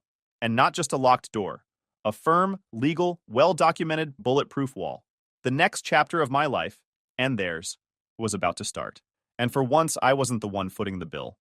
I left Denver before sunrise, the back seat loaded with tools, equipment, and enough caffeine to power a data center. The drive to northern Michigan was 23 hours of empty highways, and too much time to think. Most people plan road trip playlists. I planned contingency checklists. By the time I hit the state line, I had a full mental blueprint. Cameras, locks, alarms, paperwork. Every possible angle covered. They wanted to treat my lake house like a free resort. Fine. I was going to treat it like a fortress. When I pulled into the gravel driveway just after noon the next day, the place looked as peaceful as ever. The lake was glassy, the pines were still, and for a brief moment, I almost felt guilty. Then I remembered the group chat, the Instagram posts, and the cleaning schedule Ava sent me for my own property. Guilt evaporated. The next 3 days were all business. The first order of business was surveillance. I hired a local company to install motion-activated cameras covering every approach: the front door, back deck, driveway, and both sides of the house. Each feed streamed directly to my phone with instant alerts. Next came access control. I swapped every standard lock for smart locks programmed exclusively to my phone and fingerprint. The old keys Ava and my parents still had were now useless metal. On every window and door, I installed sensors that would alert me if they were opened or tampered with. The security company recommended an alarm system loud enough to wake the next county. I agreed immediately. It connected directly to the local police dispatch if triggered. No phone call, no delay. I added layers they wouldn't even think about. Smart lighting that turned on and off randomly at night to make the house look occupied. Indoor noise sensors that would log any significant sound spikes. Useful if I needed HOA evidence later. A small placard went in the front window. No key, no entry, all entry logged. Then I indulged in a bit of pettiness. I ordered a custom doormat that read, "Welcome to Paradise." By invitation only. It wasn't necessary, but it felt good. The paperwork came next. I scanned and backed up everything: deed, insurance, HOA bylaws, and the relevant Michigan trespass statutes, into a folder labeled Receipts. One copy lived on my laptop, another in the cloud, and a printed version went into a locked cabinet inside the house. Before I left, I typed and printed a dated letter addressed "To whom it may concern," and taped it to the inside of the front window. It stated in clear legal language that any unauthorized entry would be considered trespassing and that the property was under video surveillance. It wasn't dramatic. It was documentation, another breadcrumb for when this inevitably went too far. On my way out, I stopped by Mr. Rourke's porch. The retired Coast Guard officer was sipping coffee and sanding a piece of driftwood. I filled him in, briefly, no drama, and asked him a favor. "If you see anyone at the property who shouldn't be there, or anything that looks off, would you mind giving me a call? Or the police if it's urgent." He didn't ask many questions, just nodded and handed me his number on a scrap of paper. "I'm up early most days anyway. I'll keep an eye out." I believed him. Guys like Rourke don't make promises they won't keep. The house itself wasn't the only part of the plan. The moment I checked the mailbox, I found a business card wedged between bills. Atlantic Seaside Rentals. We turn homes into passive income. That was a red flag. I had no proof Ava was behind it, but the timing was too perfect. I sent the company a certified letter stating explicitly that I did not consent to any listings, subletting, or rental representation of my property. That was another piece of paper for the file. Then I made a few proactive calls. First, the local police department. I introduced myself, explained the situation briefly, and asked for the best non-emergency contact number. The officer on the line appreciated the heads up. "If anyone shows up claiming they have a right to be there, we'll treat it seriously," he assured me. Next stop, the HOA's monthly coffee meetup. Doreen, the president, was delighted to see me. She spent 15 minutes talking about how strict they were about short-term rentals. I confirmed I didn't rent and mentioned I was concerned about unauthorized guests. She assured me the board would call the police if anyone showed up claiming to stay without my permission. Perfect. The final touch was programming the doorbell camera. Anytime it detected motion near the front door, it would autoplay a short message through the speaker. "This property is under video surveillance. Unauthorized entry is prohibited." I tested it by walking up the steps. The message kicked in immediately, crisp and clear. Perfect. By the end of the third day, the house was locked down tighter than a bank vault. If they showed up uninvited, they'd face a mountain of evidence stacked against them. Before heading back to Denver, I walked through the house one last time. Everything looked perfect. Blinds drawn, sensors armed, camera lights blinking. I stepped onto the dock and stared out over the water, calm and still, knowing this peace wouldn't last long. Back in the driveway, I pulled out my phone and muted the family group chat. I didn't need to see their vacation plans anymore. The only notifications I left on were the motion alerts from the security system. If they came, I'd know. And when they did, they'd learn something my family had never been forced to learn before. I started the car and headed south, leaving the lake house behind. The next move was theirs. I was ready for it. But by mid-June, the family's fantasy had fully metastasized. The group chat was overflowing with packing lists, meal plans, and debates over whether they should repaint my dock. Ava posted a reel with the caption, "Officially summering at our lake house," using photos from her one and only visit. Then, on June 18th, A friend sent me a link to an Airbnb listing. Charming lakeside cottage, sleeps 8. My address, my photos, my furniture. I didn't waste a second. I filed a fraud report with Airbnb, notified the HOA and local police, and added the screenshots to my evidence folder. 10 days later, June 28th, the Saturday before the 4th of July, my phone buzzed with a motion alert. 3 cars rolled into my driveway like a convoy. Mom and Dad's SUV, Ava's silver Jeep, and my aunt's minivan stuffed with kids, coolers, and inflatable swans. The camera feed showed folding chairs, grills, and suitcases. They weren't planning a weekend visit. They were planning a takeover. Ava strutted up to the front door in oversized sunglasses, pulling out the old key I'd given her years ago. She slid it into the lock and twisted. Nothing. She tried again, jiggling it harder. Still nothing. She stepped back, sighed loudly, and muttered, "He must have changed it wrong," as if I'd forgotten how locks work. Then she pulled out her phone and made a call. Within 15 minutes, a white van rolled up, a locksmith she'd clearly arranged ahead of time. Before he could touch the door, I tapped the doorbell speaker. "This is the property owner. Do not touch those locks." The locksmith froze mid-motion, stood up, and walked back to his van. "Yeah, I'm not touching that," he muttered before driving off. Ava shouted at the disappearing van in frustration. That's when the real desperation kicked in. Ava circled the house, peering through windows and jiggling sliders. Kyle, her boyfriend, tried prying open the shed door. My phone lit up with one motion alert after another. I typed a short message into the family group chat. "You are trespassing. This property is under video surveillance. Michigan Penal Code 750.552 applies. Timestamp, 1422. Minutes later, Mr. Rourke walked past with his dog, glancing at the chaos and then up at the cameras. He gave a short nod before continuing on. It was reassuring to know there was a witness. Then I received an alert from my utility company. Someone had reported a fake power outage to get access. I called immediately, locked my account with a passcode, and the rep flagged it as fraud. About 30 minutes later, I received an email from Doreen at the HOA. There had been a noise complaint about loud music, illegally parked vehicles, and suspicious activity. She had already visited the property. According to her, Ava claimed they were the owners. When Doreen asked for proof, Ava had none. A formal warning was issued and CC'd to me. I decided that was enough. I called the local police non-emergency line, calmly explained the situation, and requested an officer be dispatched. Within 20 minutes, 2 patrol cars arrived. Officers Martinez and Hui stepped out and were immediately met with a performance. Mom crying, Dad trying to look reasonable, Ava shouting about family rights. They claimed it was a misunderstanding. The officers called me, and I emailed them the property deed, screenshots, and a signed electronic trespass affidavit. When the officers told them they had to leave, Ava completely lost it. She screamed that this was abuse, that the house was community property, that they had a right to be there. Officer Hui asked to see her phone, which she had left unlocked, and there it was, the fake Airbnb listing still active. Next to it was a spreadsheet titled Room Assignments, with my master bedroom labeled as Ours. The officers made it clear, if they didn't leave immediately, they could face criminal trespass charges. Dad, sweating and humiliated, tried to negotiate, suggesting they just stay for the weekend. The officers didn't budge. Within 15 minutes, they were loading their things back into the cars, grumbling about coming back with a lawyer. Then karma decided to pile on. Less than an hour after they left, Mr. Rourke texted me. Police had set up a routine summer safety checkpoint down the road. Ava's Jeep got pulled over. Expired registration. She went on Instagram Live from the side of the road, mascara running, claiming I had called ahead to have her pulled over, as if I had the cops on speed dial and could arrange a checkpoint on a public highway.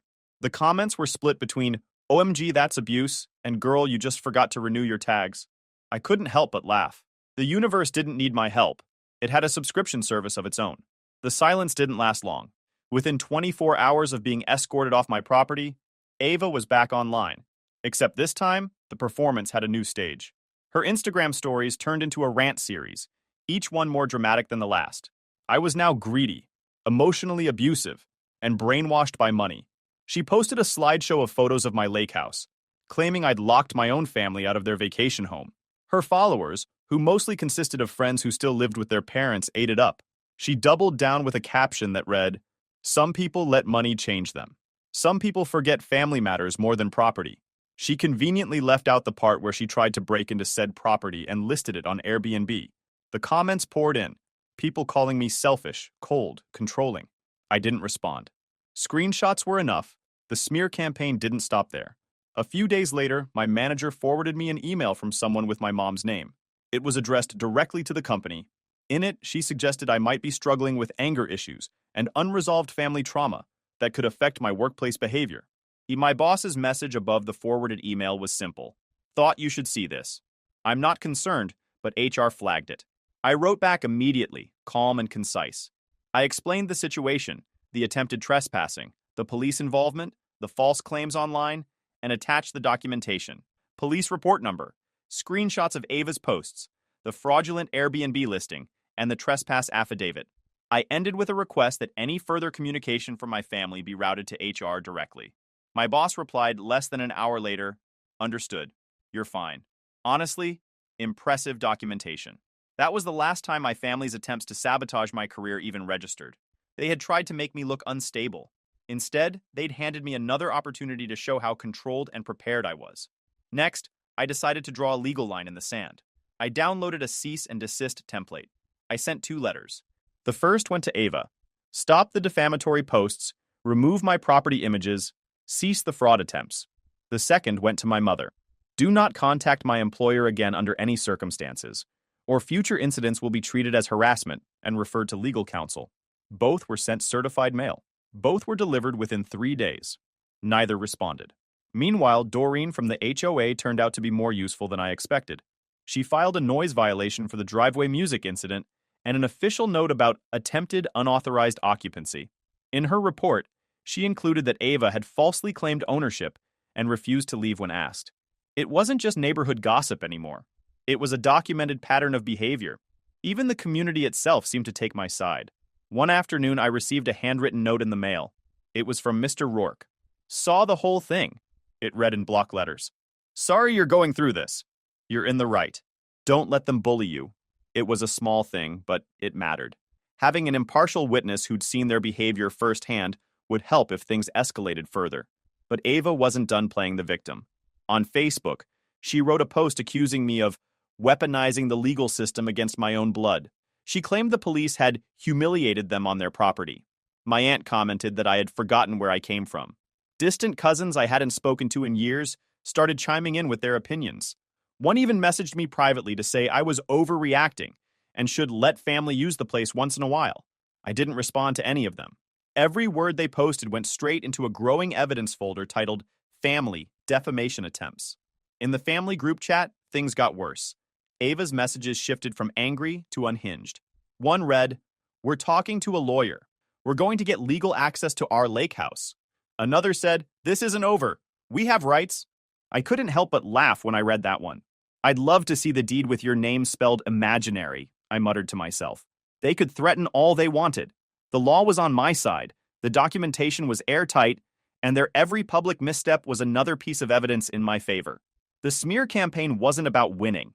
It was pressure, guilt, drama, manipulation, the family's usual playbook. But not this time. I stayed quiet. I stayed steady. And every angry post, every baseless threat, every attempt to drag my name through the mud just made my case stronger. The fallout wasn't hurting me. It was burying them.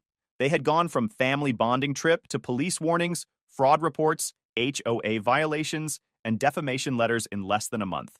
And while they were busy spinning their narrative online, I was busy building an unshakable wall of evidence, one that would make sure their next attempt at overstepping ended even faster than the first. They'd wanted to make this about family. I was making it about facts. And facts, unlike feelings, hold up in court. Life returned to normal after the chaos, and for the first time in months, normal actually felt good. Back in Denver, I slipped into a routine I hadn't realized I missed.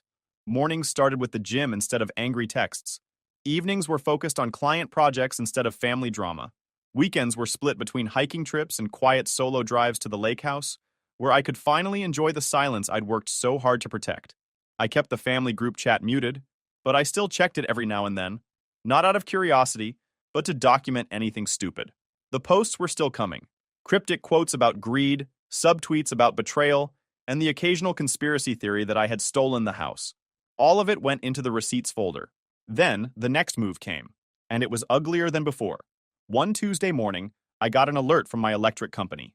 Someone had tried to add a second account at my lake house address under a slightly misspelled version of my name. The rep said they'd been given my birth date, which Ava knew, and claimed they were moving into the guest house. I shut it down immediately, added a passcode to the account, and filed a fraud report. The company flagged the attempt and sent me a formal notice. I saved it under Exhibit Utility Scam. 2 days later, I got a text from an unfamiliar number. Hey, there was a misunderstanding with some paperwork about the house. Sorry if that caused issues. I archived it without responding. A week later, a guy called claiming Ava had hired him off Craigslist to power wash the deck. Said she'd sent him $300 via Venmo as a deposit and promised the rest when he showed up. I'm outside the property now, he said. But the door's locked and she's not answering. I told him flat out, I'm the owner. No one hired you. If you step on that property, you're trespassing. He went quiet for a second, then muttered, Yeah, I figured this smelled off. He hung up. I checked my cameras. Sure enough, a beat-up pickup truck was idling in the driveway. He left 2 minutes later. I never found out if Ava actually sent him money or if he was in on it. Either way, I sent him a screenshot of the property deed with a warning. He didn't come back. Their next attempt was more brazen. One Saturday evening, my phone buzzed with a motion alert from the property. Ava's Jeep was parked illegally at the public access point down the road. The camera feed showed her dragging a cooler and portable speaker across the grass toward the property line. My noise sensors started pinging within the hour. Music, shouting, laughter. She wasn't breaking into the house this time. She was throwing a party at the public access point next door. I made one call to the HOA and another to the county sheriff's lake patrol. Within 40 minutes, officers were on site. They issued citations for noise violations, trespassing on private property, and illegal parking. Later that night, Mr. Rourke texted me again. Ava had driven to the public boat launch and tried to back a borrowed trailer into the water without a permit, blocking the entire ramp. Harbor Patrol towed her Jeep within 20 minutes. Online, she spun the story differently. He's targeting me, she wrote. He called the cops on his own family. The following weekend, they tried again, this time with fireworks.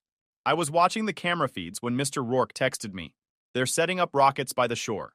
Fireworks are heavily restricted near the lake, and Rourke didn't hesitate to call it in. Police showed up before they could light a single fuse. The fireworks were confiscated, and fines were issued on the spot. Meanwhile, the Airbnb sting finally paid off. I received a confirmation email from the company. The fraudulent listing had been removed, the host account flagged, and a warning issued. They thanked me for preventing a potential illegal booking. I downloaded the email as a PDF and saved it under a new evidence label, Exhibit Fantasy Property Manager. After that, the family's energy started to fade. The threats in the group chat slowed down, replaced by complaints and vague attempts at guilt. My parents, who had once defended Ava's every move, seemed to be running out of excuses. My mom eventually emailed me. No emotional blackmail, no dramatic language. Just, can we speak? I replied with a single sentence. I will only communicate in writing and only about logistics, not feelings. She didn't respond for a week. When she finally did, it was just to say, understood. Each failed attempt was another brick in the wall. The utility fraud attempt, the fake contractor job, the illegal party, the fireworks, the towing. Each move showed just how far they were willing to go and how much further I was prepared to push back. By mid-August, the storm had passed. I drove up to the lake house for the first time since the chaos began. The air was crisp, the water still. The cameras blinked steadily from their mounts, and the locks hummed when I opened the door. Nothing was out of place. I spent the weekend exactly how I'd imagined when I bought the place. Kayaking at sunrise, reading on the deck, grilling dinner as the sun went down. There was no shouting, no entitlement, no drama, just peace. Before leaving, I checked the camera feed one last time from the dock. The property looked exactly as it should, untouched, secure, and completely mine. I stared straight into one of the cameras and smirked. Still mine, I said quietly. They had tried to take over my life, my property, and my peace. And one by one, I'd taken everything back without raising my voice, without losing control, and without compromising. They had burned every bridge they built, and I'd watched every single one collapse under the weight of their own arrogance. This wasn't loud revenge. It wasn't dramatic or cinematic. It was quiet, calculated, and complete, and it felt better than anything I'd ever done. It took almost 2 months of silence before Ava resurfaced. The first message came late on a Tuesday night, long after I'd stopped expecting anything from her. I need help. Kyle left. I'm behind on rent. I just need a place to stay for a little while. Please. She went on for several paragraphs. How she was trying to start over. How her mental health had suffered. How being close to the lake would help her reset. She even offered to help manage bookings for the property to pay me back. I stared at the screen and shook my head. The only thing getting managed was the distance between us. 2 days later, the pressure campaign began. Mom called, her tone rehearsed and calm, asking me to be the bigger person. Dad sent a text reminding me that family takes care of each other. They all said the same thing. Forget the past. Focus on healing. I responded with one message. No. Boundaries attached was a single PDF, 30 pages of everything they had done since the first text. The trespass affidavit. Screenshots of the fake Airbnb listing. The HOA violations. The attempted utility scam. The email to my boss. The towing report. The fireworks citation. And the cease and desist letters. At the bottom of the final page was one line. When there is sustained accountability, we can revisit. Until then, my answer is no. It didn't go over well. Ava switched tactics within hours. The messages swung from desperation to rage. You ruined my life. You won, okay? Is that what you wanted? I'll sign an apology letter if you let me stay. I ignored them all. Apologies tied to perks aren't apologies. They're negotiations. And I was done negotiating. A week later, my parents asked to meet. They promised Ava wouldn't be there. Against my better judgment, I agreed, but only under strict conditions. Neutral ground, public place, 1 hour. We met at a diner in Omaha, halfway between Denver and Grand Rapids. Neutral ground, public place, 1 hour. They looked older than I remembered. The stress was finally showing on their faces. Mom tried to open with small talk. I cut straight to business. I'm not here to rehash everything, I said. I'm here to set terms. They listened quietly as I laid them out like a contract. No more loans. Not 1 cent. The lake house is by invitation only. If I say no, it's no. You do not contact my employer, ever. And if Ava wants to fix this, she starts by going to therapy, deleting every false post, and putting in writing what she did. There's no timeline. I make no promises. They exchanged a look. For once, there was no arguing, no deflection, no guilt trips. Just two exhausted people who finally seemed to understand the damage they'd allowed. Okay, Dad said. We'll talk to her. Mom nodded. We just don't want to lose you. I didn't say what I was thinking, that they should have worried about that before letting Ava run wild for 30 years. But I let it sit. I'm not lost, I said finally. I just stopped playing along. They hugged me in the parking lot. Awkward, but at least it was something. A few weeks later, Ava tried again. Please, just the weekend. I won't cause problems. I promise. I'm sorry. For everything. The words were simple this time. No bargaining, no conditions, just 2 sentences. I read them more than once but didn't reply. I set the phone down and walked out onto the deck of the lake house. It was early morning, the kind of crisp, pale sunrise that makes the water look like glass. Down the shore, a family I didn't know was setting up beach chairs and a picnic blanket, their laughter carrying across the water. I opened the messages again, typed 2 words, not now, and saved them as a draft. Then I pocketed my phone and walked to the dock. The kayak slid into the water with barely a ripple. The wind was light, the lake perfectly still. As I paddled toward the open water, I glanced back at the house. The cameras blinked steadily in the morning light. The locks were unchanged. The property was untouched. This was what victory looked like. It wasn't loud. It wasn't about police sirens or legal threats. Revenge was waking up in a place I had earned and built for myself. It was knowing I could say no and mean it. It was peace, the kind that couldn't be taken, borrowed, or guilt-tripped away. They had spent years treating me like a safety net, a resource, a guaranteed yes. They had learned slowly and painfully that those days were over.